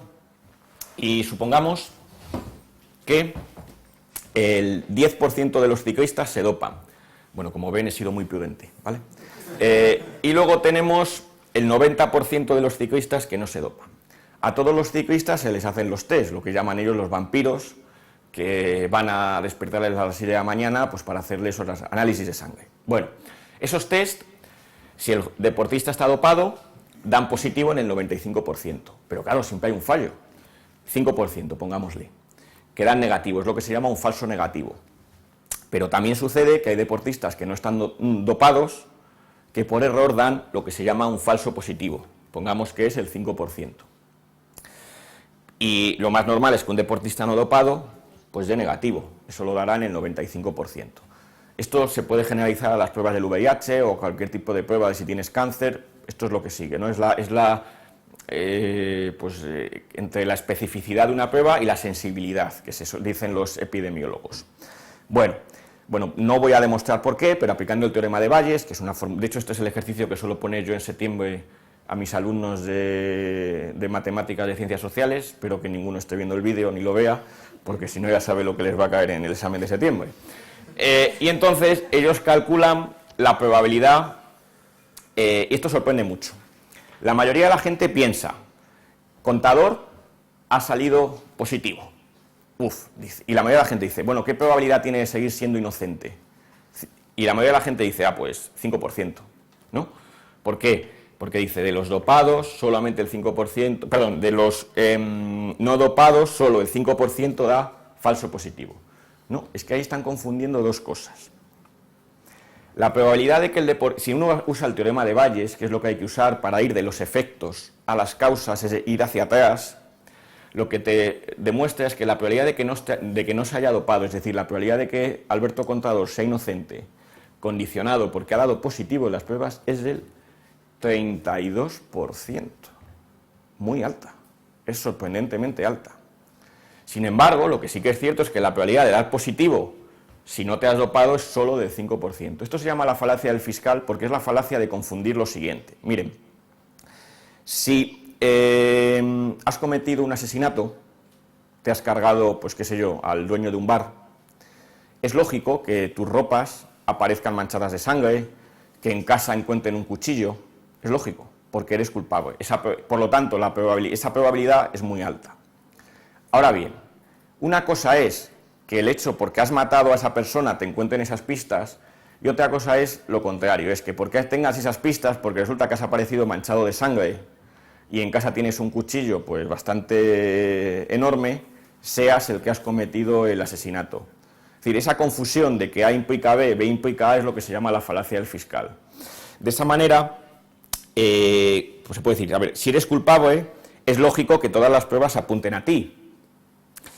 Pero que las pruebas apunten a ti no quiere decir necesariamente que seas el culpable. Y esto es lo que suelen confundir los fiscales en los juicios.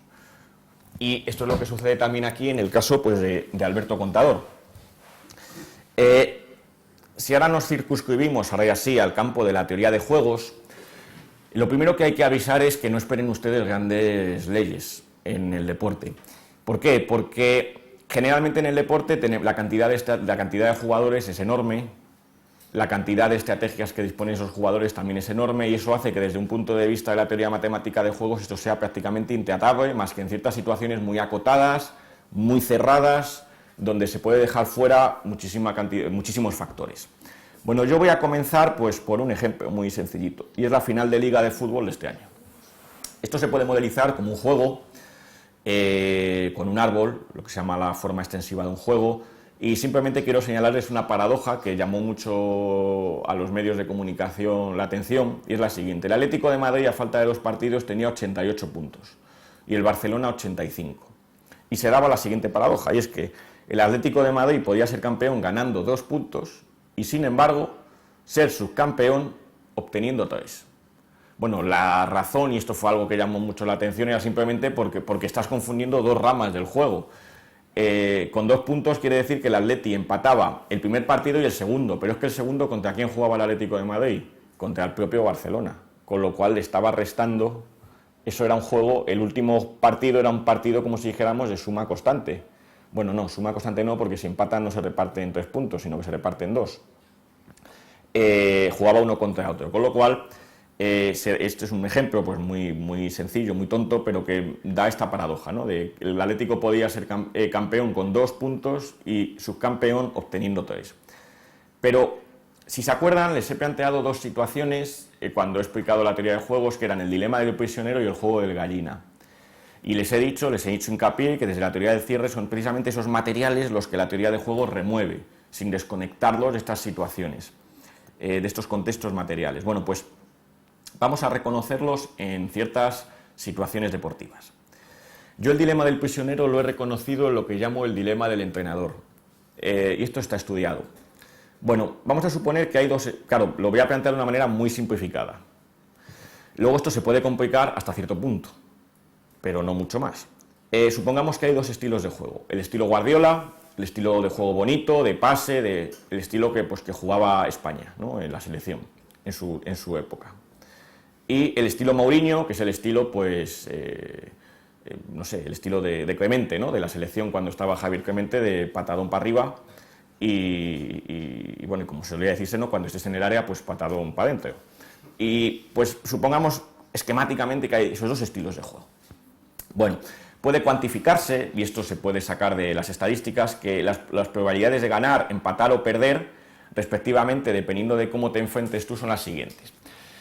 Si juegan dos equipos del estilo Guardiola, del juego abierto, no a la italiana, las probabilidades de ganar pues sean 45, 10 y 45. Como ustedes ven, las probabilidades de ganar y de perder, como hay muchos goles, hay un juego abierto, pues son altas. ¿Qué pasa si juega un estilo Guardiola con uno de Mourinho? Pues, ¿quién tiene las mayores probabilidades de ganar? El de Mourinho. ¿Por qué? Porque a la contra te hace polvo. Ejemplo dramático, España-Holanda, ¿no? España atacaba, hacía juego bonito, pero la contra del equipo holandés, pues verdaderamente fulminó a la selección española. Si es al revés, estilo de juego Mourinho contra Guardiola, pues lo único que hago es darle la vuelta a los porcentajes. Es simétrico el juego, ¿de acuerdo? Y si juega el estilo de Mourinho contra Mourinho, ¿qué pasa? Pues el partido es realmente aburrido y acaba probablemente en empate, porque no suele haber goles. Bueno, pues con esto en mente uno puede montar una matriz de un juego, computando las esperanzas. Lo que hago es multiplicar la probabilidad de victoria por 3 puntos, la probabilidad de empate por 1 y la probabilidad de derrota por 0. Y obtengo pues lo que uno puede ganar en puntos. Y me han salido estos cálculos, ¿vale? Son los puntos que cuando juega un equipo A y un equipo B, con sus dos estilos de juego, y de media ganan estos puntos. Bueno, vamos a localizar el equilibrio de Nash. Por cierto, fíjense, es un juego de suma variable, ¿vale? Porque no suman lo mismo este más este que este más este, ¿vale? Es un juego de suma variable, pero el procedimiento es exactamente idéntico.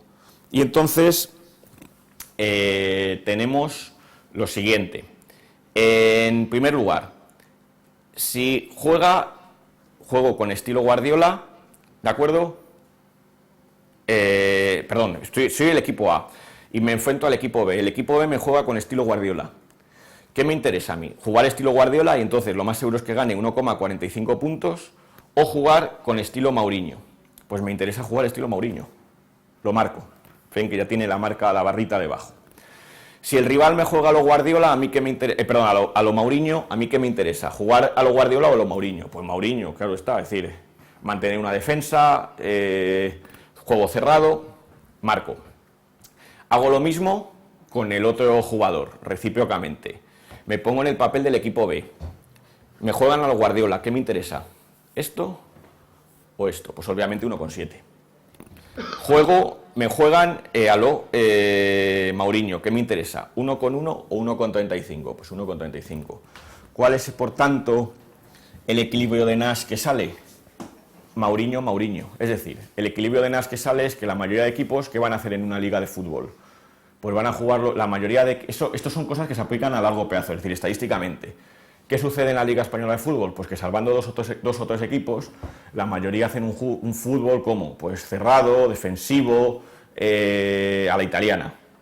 En el Mundial se ha visto muy bien, salvando a Alemania y alguna otra selección, las demás ¿cómo jugaban? Pues un juego pues verdaderamente que aburría, como pasó en la final con Argentina. Bueno, pues esto es lo que sucede. Esto ha sido, dirán, pero esto tiene sus implicaciones. Pues esto lo ha tenido mucho en baloncesto. En baloncesto en los años 90 se puso de moda el básquet control.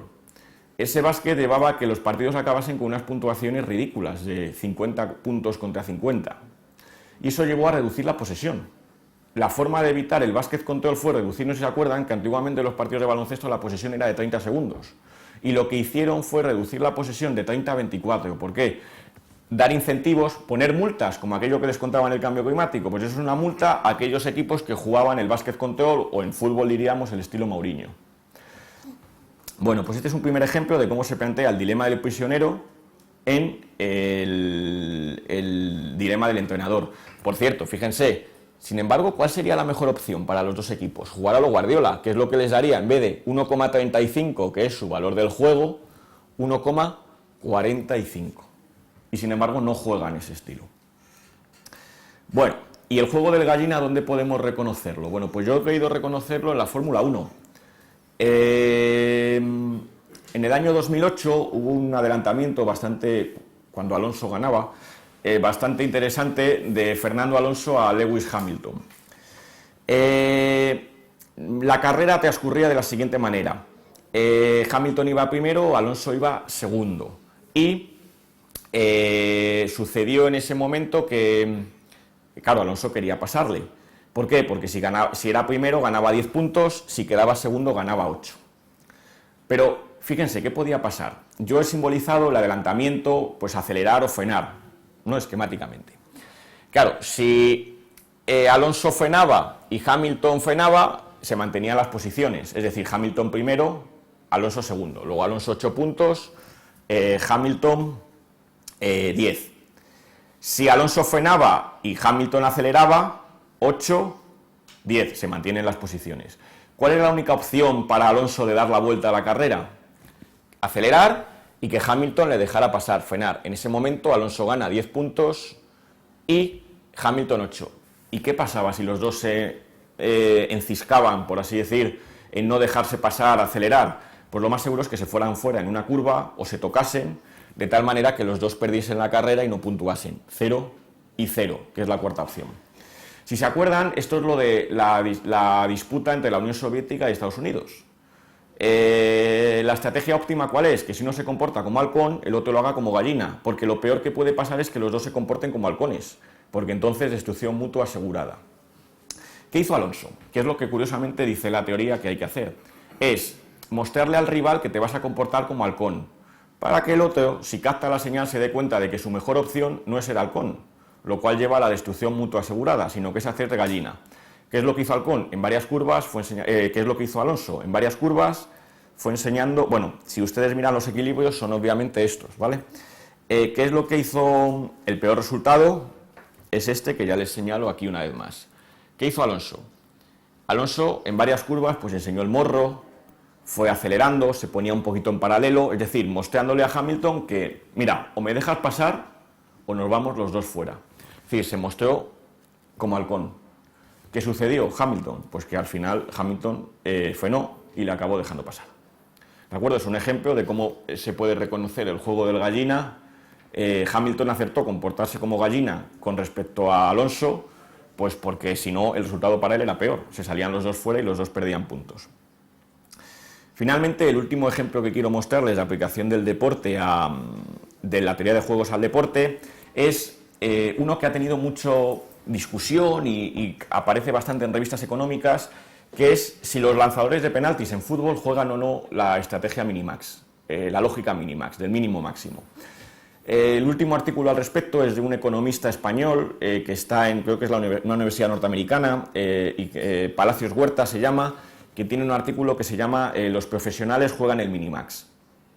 Bueno, tomando datos sacados de ligas, él observa lo siguiente, y es que yo lo he simplificado para que aquí se entienda mejor. En verdad hay una estrategia más, que es la de tirar al centro y que el portero se quede en el centro de la portería. Yo lo he simplificado a el tirador del penalti lanza a la izquierda o lanza a la derecha, y el portero se puede lanzar a la izquierda o lanza a la derecha.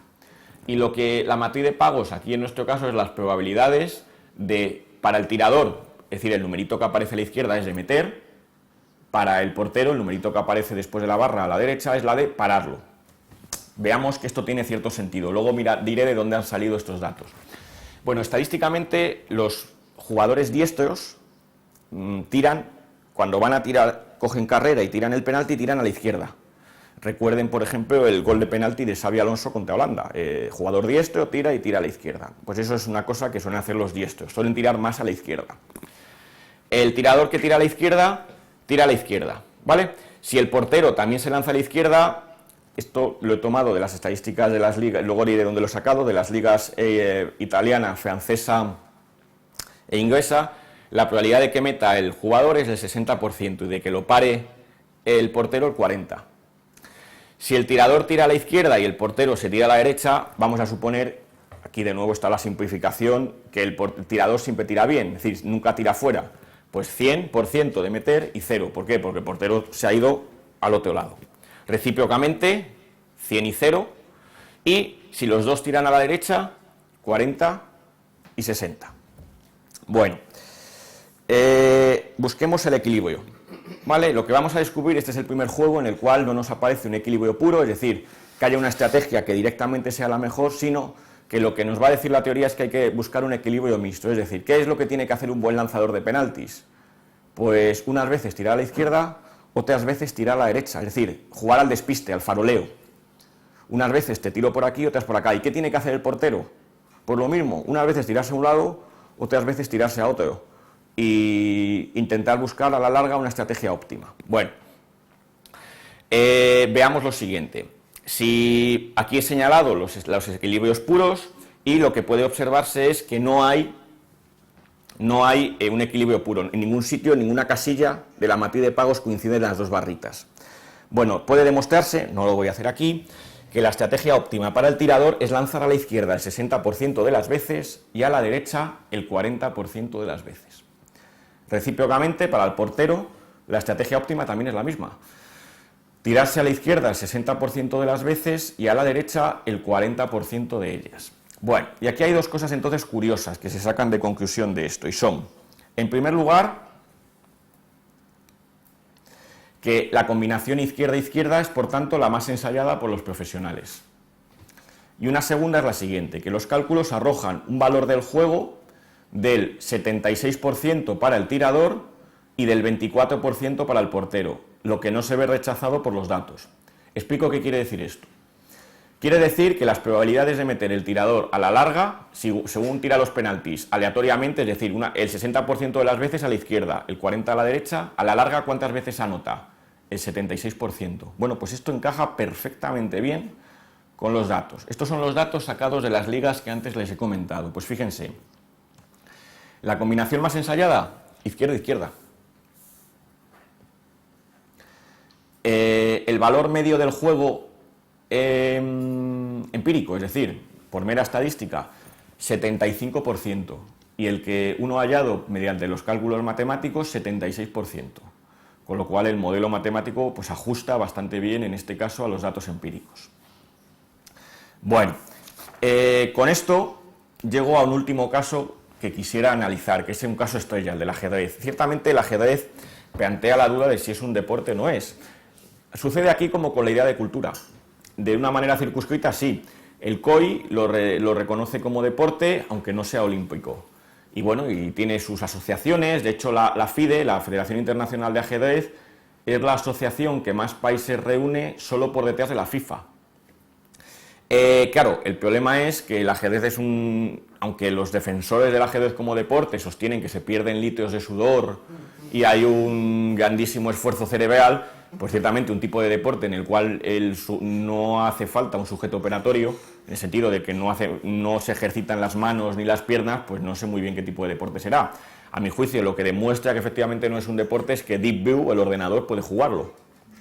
Ahora bien, eso no le resta, yo creo, interés al ajedrez ni un ápice, por lo siguiente, porque el ajedrez sería un juego, pero un juego muy peculiar, un juego que se recorta a una escala típicamente humana, porque es un juego de mesa.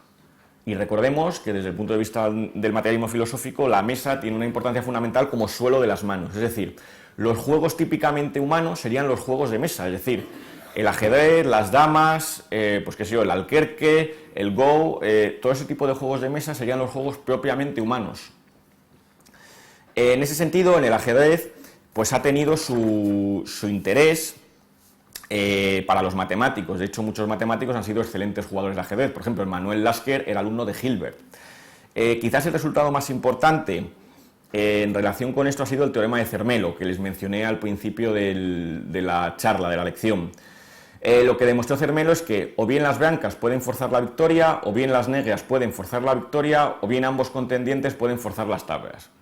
Su teorema era un teorema existencial, es decir, no constructivo. Él demuestra que hay una estrategia ganadora, pero no dice cuál. Con lo cual, prácticamente desde el punto de vista de la teoría de juegos, para el jugador profesional de ajedrez esto no le dice absolutamente nada. Para el matemático se trata de un juego resuelto, ya está. Es un juego bipersonal de suma constante, que tiene solución en estrategias puras, punto. No hay más. Claro, esto al jugador, esto va a tener ahora su repercusión filosófica, como intentaré mostrarles.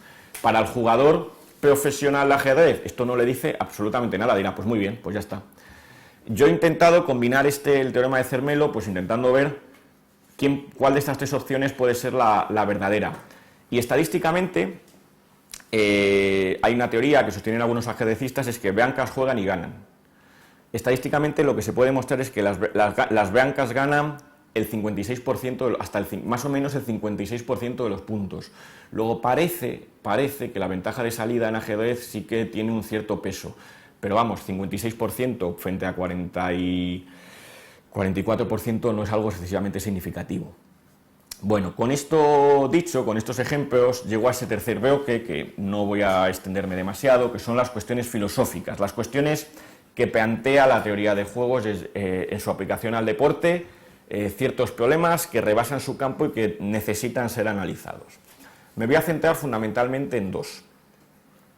El primero de ellos es el del estatuto noseológico de la teoría de juegos. Bueno, a mi juicio, el campo de la teoría de juegos es realmente problemático. Problemático porque prácticamente consta de un montón de contextos materiales, que son económicos, políticos, geoestratégicos, e incluso de la teoría de la evolución, de juegos de mesa, y parece que la unidad solamente la diese una especie de ramillete de métodos matemáticos. Entonces, no se sabe uno muy bien dónde situar la teoría de juegos. Bueno, en primer lugar, una primera clarificación que habría que hacer desde las coordenadas, ya digo, del materialismo filosófico y la teoría del cierre, es que la teoría de juegos es una ciencia humana. De hecho, esto tiene cierta, primeramente por una razón, digámoslo así, ontológica o noseológica, si se quiere. Y es, pues como decía Morgenstern en su artículo del 28, en un artículo posterior que en una recopilación pública dice algo así como lo siguiente, y es, pues los átomos, las estrellas, las galaxias, chocan, colisionan, pero no juegan. Jugar solamente juegan, diríamos nosotros, los sujetos operatorios.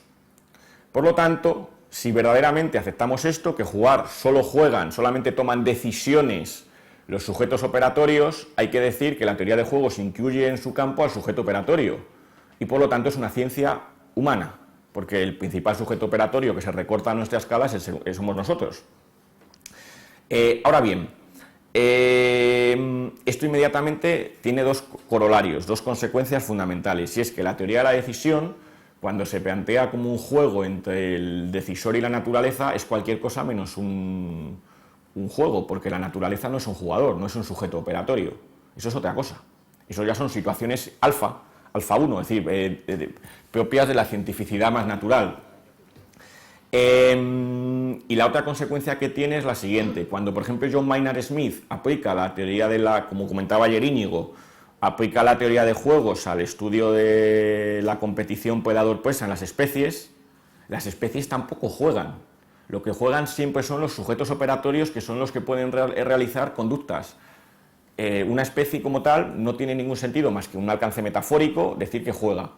Por lo tanto, dentro del campo de la teoría de juegos tenemos también una especie como de pseudojuegos que no tendrían más que un alcance, ya digo, meramente pues metafórico o analógico. Bien, aceptando eso sí, que la teoría de juegos en su núcleo es una ciencia humana, ¿dónde colocarla? Aquí, desde el materialismo filosófico, se han propuesto diversas posiciones. Una primera posición, bueno, aquí este cuadro, para los que no lo conozcan bien, desde el materialismo filosófico, para romper con esa distinción metafísica entre ciencias naturales, ciencias humanas, ciencias formales, se toma una distinción, que es la distinción entre metodologías alfa y metodologías beta. Las metodologías alfa pues tienen ciertos estratos, las metodologías beta lo mismo, y nos permiten situar noseológicamente las diversas ciencias. Aparte, la nomenclatura esta de alfa y beta pues libera totalmente de adherencias metafísicas este debate.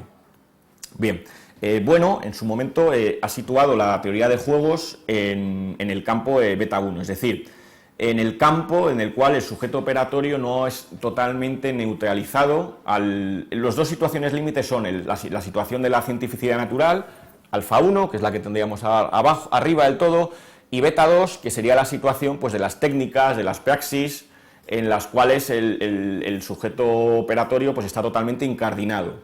Bien, la teoría de juegos se ha planteado que su lugar podría ser un regresus a contextos esenciales, pero específicos, en los cuales el sujeto operatorio no es completamente neutralizado o borrado. Y por tanto su posición pues, sería esa, la que nosotros llamamos 2 beta 1. Bien, años después, en un artículo de mucha enjundia, David Álvar González planteó pues un problema que a mi juicio tiene su peso y hay que analizar, y es el siguiente. Yo lo voy a reformular a mis términos, y es, no cabe duda que la teoría de juegos como herramienta precisa de los métodos estadísticos. Y si ustedes ven, prácticamente yo he hablado continuamente de probabilidades, de una serie de herramientas, y las herramientas, cuando le he dicho puede demostrarse que son herramientas del cálculo de probabilidades. Sucede como si esos métodos estadísticos, que cuando se aplican en las ciencias humanas, pues qué sé yo, en el estudio de una población de personas que sale de un estadio en llamas, pues puede asemejarse a una especie de las moléculas de un gas que están en un recipiente y de repente se practica un agujero en el recipiente y escapan. Y hay una especie de analogía que permite pues, hacer homogéneo el tratamiento de esas moléculas de gas con el de los millones de asistentes al partido que escapan por ese agujero practicado. Bueno, pues esos métodos estadísticos regresan a contextos genéricos, es decir, a leyes envolventes en las cuales el sujeto operatorio pues, prácticamente ha desaparecido. Serían las situaciones alfa 2. Lo que plantea David Álvar González, respuesto en mis términos, sería que, como si dijéramos, la dependencia de la teoría de juegos de los métodos estadísticos hace sospechar que la teoría de juegos, su campo, está, como si dijéramos, desdoblado y llega en algunos momentos a alcanzar el campo alfa 2. Bueno, con esto en mente, ¿cuál podría ser un cierto análisis? A mi juicio, de los ejemplos que he planteado de aplicaciones de la teoría de juegos al deporte, ¿qué leyes, qué característica nosológica tienen las leyes que yo he intentado mostrarles? Pues a mi juicio son leyes prácticamente todas ellas genéricas. Genéricas con respecto a los propios sujetos operatorios, en el sentido de que los envuelven, pero a una escala ya totalmente diferente. Quiero decir, Fernando Alonso, por así decirlo, no tiene por qué saber nada de la matriz de pagos, o Íñigo, como decía ayer, las bacterias no conocen nada de la matriz de pagos que a lo mejor desarrollan cuando compiten con otra para hacerse con la comida.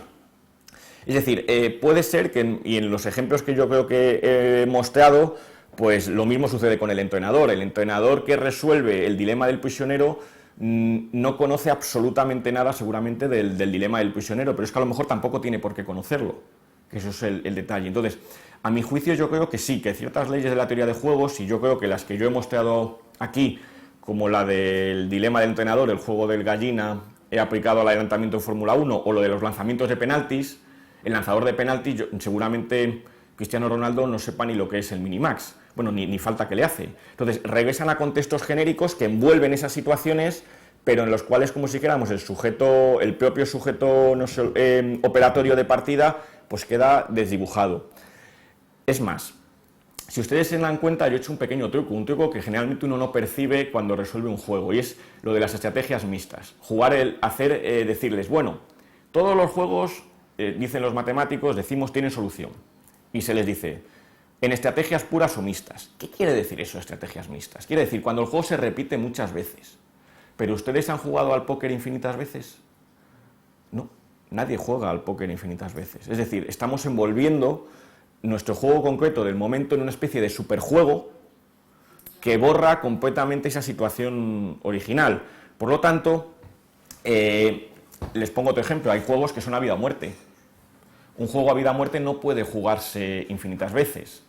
Claro, ¿cuál es el truco que hace John Maynard Smith cuando en el juego predador-presa ve que no puede repetir el juego predador-presa entre el león y la gacela? Pues lo aplica a la especie. Es decir, la repetición del juego infinitas veces ya no se aplicará al propio jugador operatorio que está ahí, que juega una vez y si sale bien parado, pues muy bien, y si no, pues acabó para él el juego y la vida, sino a la especie. Entonces, ese salto, ese envolver que hacen los matemáticos, es decir, el juego tiene solución en estrategias mixtas. Bueno, en verdad en verdad ya el juego original no. Es una estructura posterior, eso sí, que tú estás envolviendo el juego original para intentar hallar una solución. A mi juicio esta distinción que estoy intentando hacer yo entre la teoría de juegos como un campo que estaría ahí desdoblado, como una especie de acordeón que saldría desde beta 1 hasta alfa 2, permite reconstruir una disquisición que les suele gustar mucho a los economistas cuando hablan de la teoría de juegos, que es la distinción entre si la teoría de juegos es normativa o descriptiva. Por ejemplo, creo que era psicólogo, hay una famosa paradoja, la paradoja Allais o paradoja Allais, no sé cómo se pronuncia exactamente, que plantea lo siguiente, y es que los axiomas de racionalidad, esos axiomas que les he dicho que von Neumann y Morgenstern planteaban al comienzo de su libro, sobre cómo se comporta ese preferidor racional, pues cuestiona eso. Cuestiona que esos axiomas sean los que permiten describir cómo se comporta un sujeto operatorio real, porque no hay preferidores racionales, porque eso del preferidor racional es un concepto totalmente lisológico, no es morfológico. Entonces, borra completamente esto. Y en ese sentido, a mi juicio, estas disquisiciones entre si la teoría de juegos nos dice cómo debemos jugar o nos dice cómo realmente jugamos, pues puede reconstruirse sin adherencias metafísicas, pues como que lo que están discutiendo en el fondo los teóricos del campo es si la teoría de juegos permite regresar a situaciones alfa 2 o simplemente se queda en el campo beta 1. De hecho, ha surgido un campo de pues, estos Kahneman, Tversky, psicólogos que usan la teoría de juegos desde un punto de vista meramente descriptivo. Y entonces, en ese campo yo creo que las leyes que ellos construyen, aunque ya no serían teoría matemática de juegos, sino otra cosa, psicología conductual o vete tú a saber, o etología, quizás en algunos casos, pues estarían ya en ese campo quizás, ellos tienen cierta reparo siempre en regresar a estructuras abstractas, porque siempre buscan no pegar ese salto al matemático que parece que está completamente desdibujando esa escala. En este sentido, yo creo que es lo que Bueno dice en un artículo, pues él lo plantea como que la teoría, haciendo una comparación teológica muy bonita, como que la teoría de juegos es una especie de ciencia media inestable, beta 1 entre la ciencia de simple inteligencia, que es el estado alfa 2, y la ciencia de visión beta 2, relacionando pues el estatuto nosológico, la teoría de juegos, pues con las ciencias divinas, ¿no? Tal y como se planteaba en la escolástica española. A mi juicio, la teoría matemática de juegos, cuando intenta ser geometría de las decisiones estratégicas, consigue regresar a contextos genéricos, contextos alfa 2. Ahora bien, hay situaciones, y yo creo que en ese sentido David Álvaro González no lo mide suficientemente, en las cuales la teoría de juegos es capaz, sí, de regresar a alfa 2, pero luego volver a beta 1, en un tipo de juegos muy especiales, que son aquellos juegos, como uno que analiza Bueno, que es los juegos tipo NIM. Los juegos, no recuerdo muy bien qué artículo era, creo que es del 89, los juegos tipo NIM son juegos en los cuales uno tiene una serie de objetos desparramados sobre una mesa y uno puede ir cogiendo con su rival una cantidad de fichas y gana el jugador que retira la última ficha de la mesa. Esos juegos dependen de la paridad, se puede estudiar y tiene una solución algorítmica, es decir, en esos juegos no solamente hay una estrategia óptima, sino que además se puede decir cuál es. Y entonces, ese tipo de análisis de juegos, como los juegos tipo NIM, que admiten una solución en estrategias puras, en las cuales el matemático es capaz de decirle al jugador, mira, esta es tu estrategia óptima. En ese caso, yo creo que sí la teoría de juegos queda incorporada totalmente en ese estado específico beta 1. ¿Por qué? Porque esa teoría concreta del juego, teoría algorítmica, determinista ya prácticamente, si el jugador juega bien ya es determinista, pues ese tipo de soluciones serían soluciones que coinciden con la ciencia media del jugador. Es decir, la ciencia media del jugador o del deportista experimentado que sabe lo que hay que hacer para ganar. Pero aquí estaría pues, el juego ese tipo NIM o el juego, por ejemplo, de las 3 en raya. Todos sabemos jugar a las 3 en raya. ¿Cuál es la estrategia óptima en las 3 en raya? Pues irle tapando al rival para que no haga 3 en raya. ¿Y cuál es la solución? ¿Cuál es la solución del juego de 3 en raya? Empate. De hecho, ¿qué nos ha sucedido a todos? Todos de pequeño aprendíamos a jugar a las 3 en raya y al principio nos divertía mucho, pero en el momento que uno ya iba calibrando cuál era el resultado de sus estrategias, el juego te aburría soberanamente, porque te ponías a jugar con el compañero de clase y nunca eras capaz de acabar. El juego siempre acababa ¿de qué manera? En empate. Rellenabas el papel con los circulitos de las fechas y ninguno era capaz de ganar al otro. Esa es la estrategia óptima en este caso. Es estrategia óptima no para ganar, sino para conseguir el mejor resultado posible, el mínimo máximo, es decir, las tablas. Bueno, pues en ciertos juegos, como las 3 en raya o el tipo NIM, la teoría de juegos es capaz de determinar en un contexto específico, cuál es la solución ganadora. Y en ese sentido, pues esa teoría concreta del juego sí que estaría en ese estrato beta 1. Como consecuencia de esto, este acordeón que plantea la teoría de juegos en su campo, pues el otro problema nosiológico que se plantea es y es que ¿cuál es la unidad del campo de la teoría de juegos?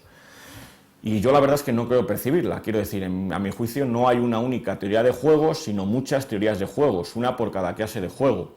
Yo aquí no lo he mencionado, pero cuando pasamos de los juegos bipersonales a los juegos con más de 3 jugadores, las cosas se complican enormemente y la teoría de juegos ya te dice muy poquito. Tan poquito como que únicamente puede decirte cuál es una estrategia que a lo mejor domina a otra, pero no es capaz ni siquiera a veces de asegurar que hay una estrategia ganadora, con lo cual el alcance de la teoría se desdibuja muchísimo. Cuando eso pasa también al estudio de las coaliciones electorales, etcétera, pues no digamos. Entonces, a mi juicio es muy difícil hablar de una unidad como herencia de esta distinción, de este problema entre los diversos metodologías que usa la teoría de juegos a las que es capaz de alcanzar. Yo creo que su campo está totalmente fracturado. Finalmente, pues en ese sentido, simplemente comentar que dentro de ese rótulo que no tiene mayor alcance de las ciencias del deporte, pues la teoría de juegos no constituye ni mucho menos un punto de vista privilegiado sobre el deporte. Y no tengo más que decir. Muchas gracias.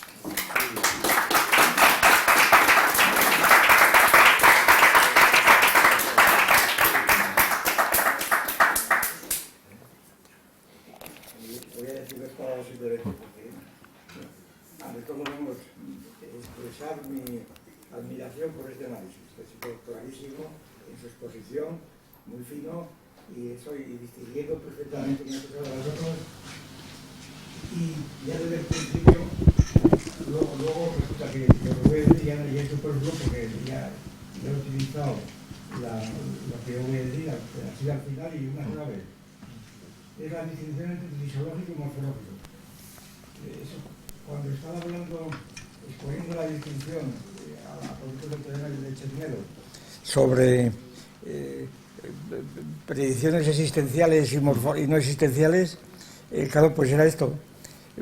Predicciones no existenciales, las fisiológicas, naturalmente va a haber esto, pero no son morfológicas, por tanto son teorías como puramente teóricas, no lisiológicas, precisamente el concepto del lisiológico, que es el que estuvo influyendo, aunque yo todavía no utilizaba la palabra en público porque no le veía claros esos alcances, cuando hablábamos esto de la ciencia media. Y por eso yo me lancé a la morfología de juegos concretos, a estudiar juegos de ajedrez, del NIN y demás, precisamente para ver cómo funcionaba en cada caso un poco. Y entonces, pero claro, luego resulta que la distinción lisiológico y morfológico está pues atravesando la distinción entre alfa 1 y beta 1, esa es la cuestión. Y entonces, pues propiamente no hay... Claro, cuando lo practicamos desde el punto de vista teológico, que es el punto de vista que ya adopté para tratar, en primer lugar, de demostrar que las discusiones del siglo XVI de Ausilis, que no eran metafísicas, que estaban hablando de cosas muy precisas, puesto que además esa teoría de la ciencia media y demás se aplicaba a las guerras y otras muchas cosas, a las conversiones. Era una teoría que estaba pensada ya por los propios escolásticos no como la ciencia divina teológica, en el fondo era la teología en una inversión teológica previa.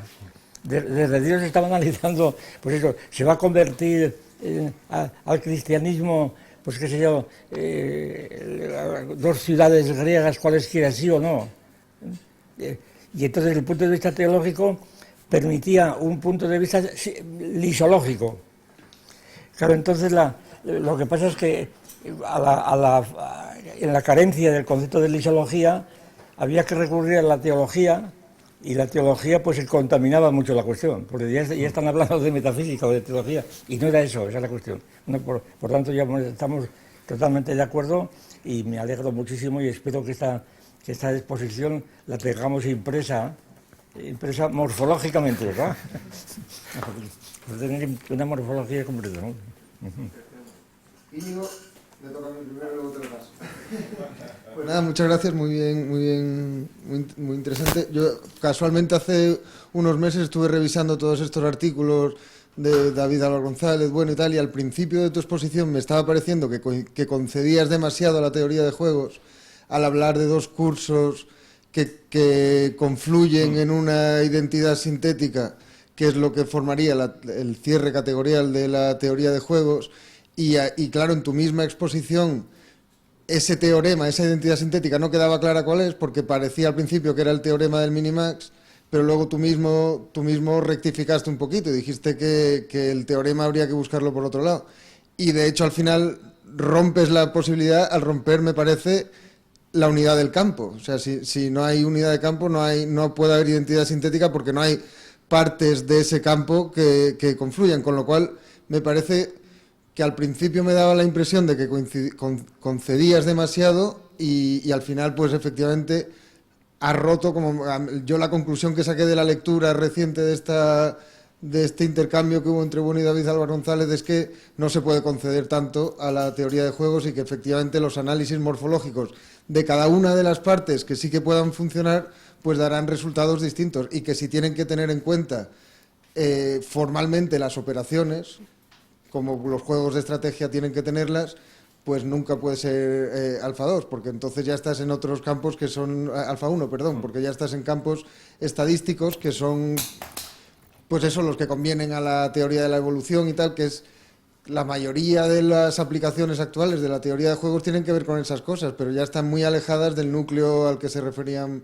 von Neumann y Morgenstern. Y luego, simplemente decir que esta revisión que hice hace poco de esta literatura es por una reseña que saldrá próximamente mía, publicada en la revista Dynamics, sobre un libro que ha ganado muchos premios en el año de vida que lleva, que se llama How Reason Almost Lost Its Mind, cómo la razón casi pierde el norte, digamos, que es un libro de 6 autores, de Lorraine Daston, Thomas Sturm y otros varios, sobre la teoría de juegos y guerra mundial, precisamente. Y que ¿no? te recomiendo, pero a la vez te recomiendo que leas críticamente por esto, porque conceden demasiado también a la unidad del campo de la teoría de juegos. Y eso sí, ya más empíricamente, digamos, en ese libro se dice lo que yo he leído, que suele ser la interpretación más común, que es Dr. Strangelove como Hermann Kahn, más que como von Neumann, como el principal ideólogo de la Rand Corporation, sí. y el que produjo varios libros sobre on escalation, sobre la escalación, sobre la escalada, vamos. Y este sí que es el que defendía la posición del halcón, o sea, Estados Unidos, pero además morfológicamente, o sea, dado el contexto material de que Estados Unidos le lleva ventaja atómica a la URSS, Estados Unidos siempre tiene que comportarse como halcón. Russell, curiosamente, aunque habla efectivamente del juego de la gallina, rápidamente, aunque al principio, justo después de la Guerra Mundial, hablaba de la guerra preventiva, Bertrand Russell justo después se convirtió en pacifista que apoyaba el juego apoyaba la estrategia de la paloma. Y sobre todo a partir de 1962, con la crisis de los misiles, ahí la estrategia que siguió Estados Unidos fue la de la paloma, porque si hubieran seguido con la del halcón, efectivamente hubiera habido palabras mayores. Y Bertrand Russell, lo del juego de la gallina, que no lo has dicho, pero vamos, es sí, bueno, exacto, lo toma de la película esta de James Dean, ¿no? Rebelde sin causa, del juego este que jugaba Bertrand Russell dice, si lo juegan niñatos de la clase media, decimos que, pues eso, que son unos niñatos, que es ir con un coche a toda velocidad a un precipicio. Si lo juegan jefes de Estado, que se juegan la vida de miles de millones, decimos que son grandes estrategas. Pero claro, Bertrand Russell hablaba de esto en el contexto ya, pues casi de la guerra del Vietnam, en el que Bertrand Russell se posicionó contra Estados Unidos y muchas veces casi a favor de Ho Chi Minh. O sea que... Nada, simplemente comentar que luego la rectificación, como si dijéramos, que en ejercicio voy haciendo al primer planteamiento es que, a mi juicio, a mi entender, la teoría de juegos, cuando se dice teoría de juegos, ¿dónde puede tener el alcance esa identidad sintética? Pues yo creo que habría que ponerle una coletilla y es teoría de juegos bipersonales y ya está. Y ya está. Porque en el momento que cambiamos de bipersonales a... ya no hay, ya el teorema del minimax ya no funciona, hay un montón de aproximaciones complementarias, unas son pues la del valor de Shapley, que es cada bando se define por el número de coaliciones en las cuales necesita intervenir para que haya un grupo dominante. Pero claro, eso es muy difícil de computar, y entonces a partir de ahí se desdibuja ya prácticamente la teoría muchísimo. Era un poco esto que decía de que en el fondo no hay una teoría de juegos sino muchas. Quizás la que es capaz de regresar a ese campo alfa 2 sea esa, la teoría de juegos bipersonales, que es la que cierra bien. Pero claro, cierra bien también hasta que uno determina pues, por los parámetros. Claro, quién es el jugador A y quién es el jugador B. Pues nada, muy bien. Realmente la conferencia interesantísima, y a mí se me ocurre hacer un par de comentarios que en fin, el primero es, claro, yendo realmente al margen de que ha sido una conferencia riquísima por multitud de sugerencias y de análisis que has hecho, pero yendo al problema este que has señalado muy bien del problema de la unidad del campo de la teoría de juegos, se me ocurre preguntar si esto, a ver si podría expresarse de esta manera, ¿verdad?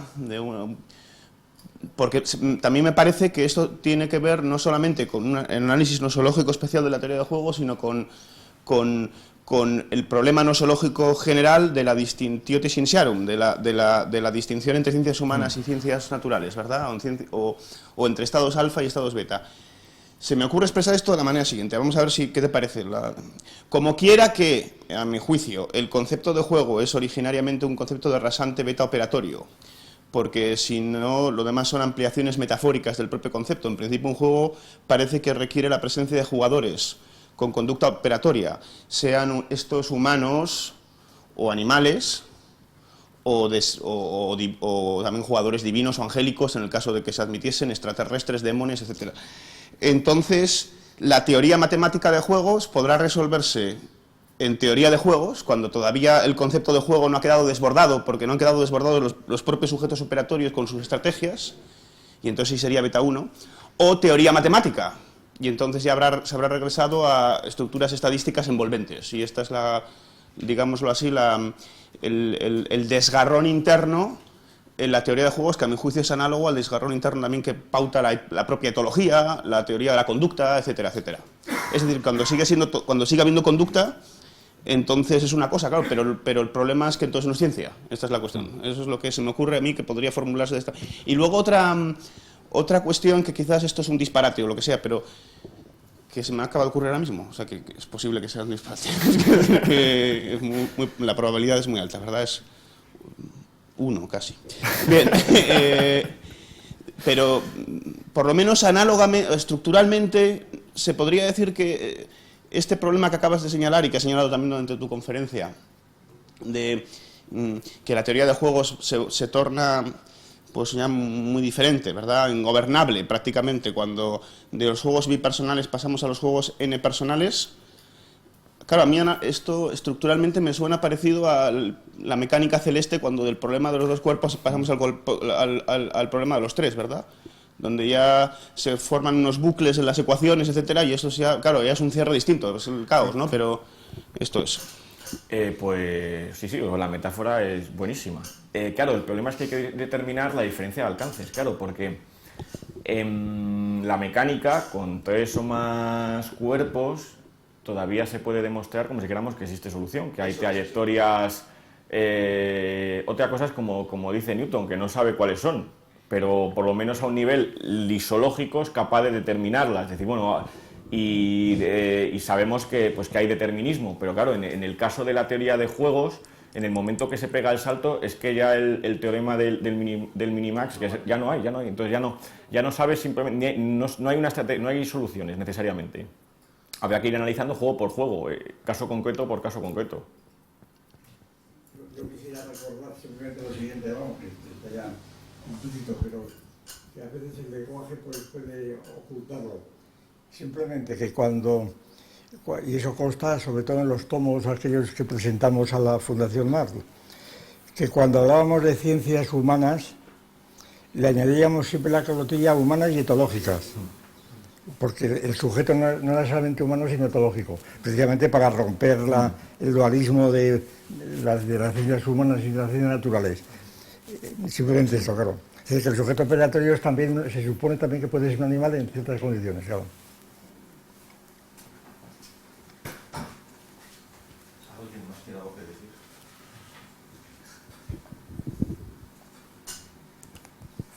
Bueno, pues si nadie más se atreve a decirte nada, te agradecemos vivamente esta magnífica lección y como hemos cumplido el horario, a las 11:30 reanudamos. Muchas gracias. Muy bien.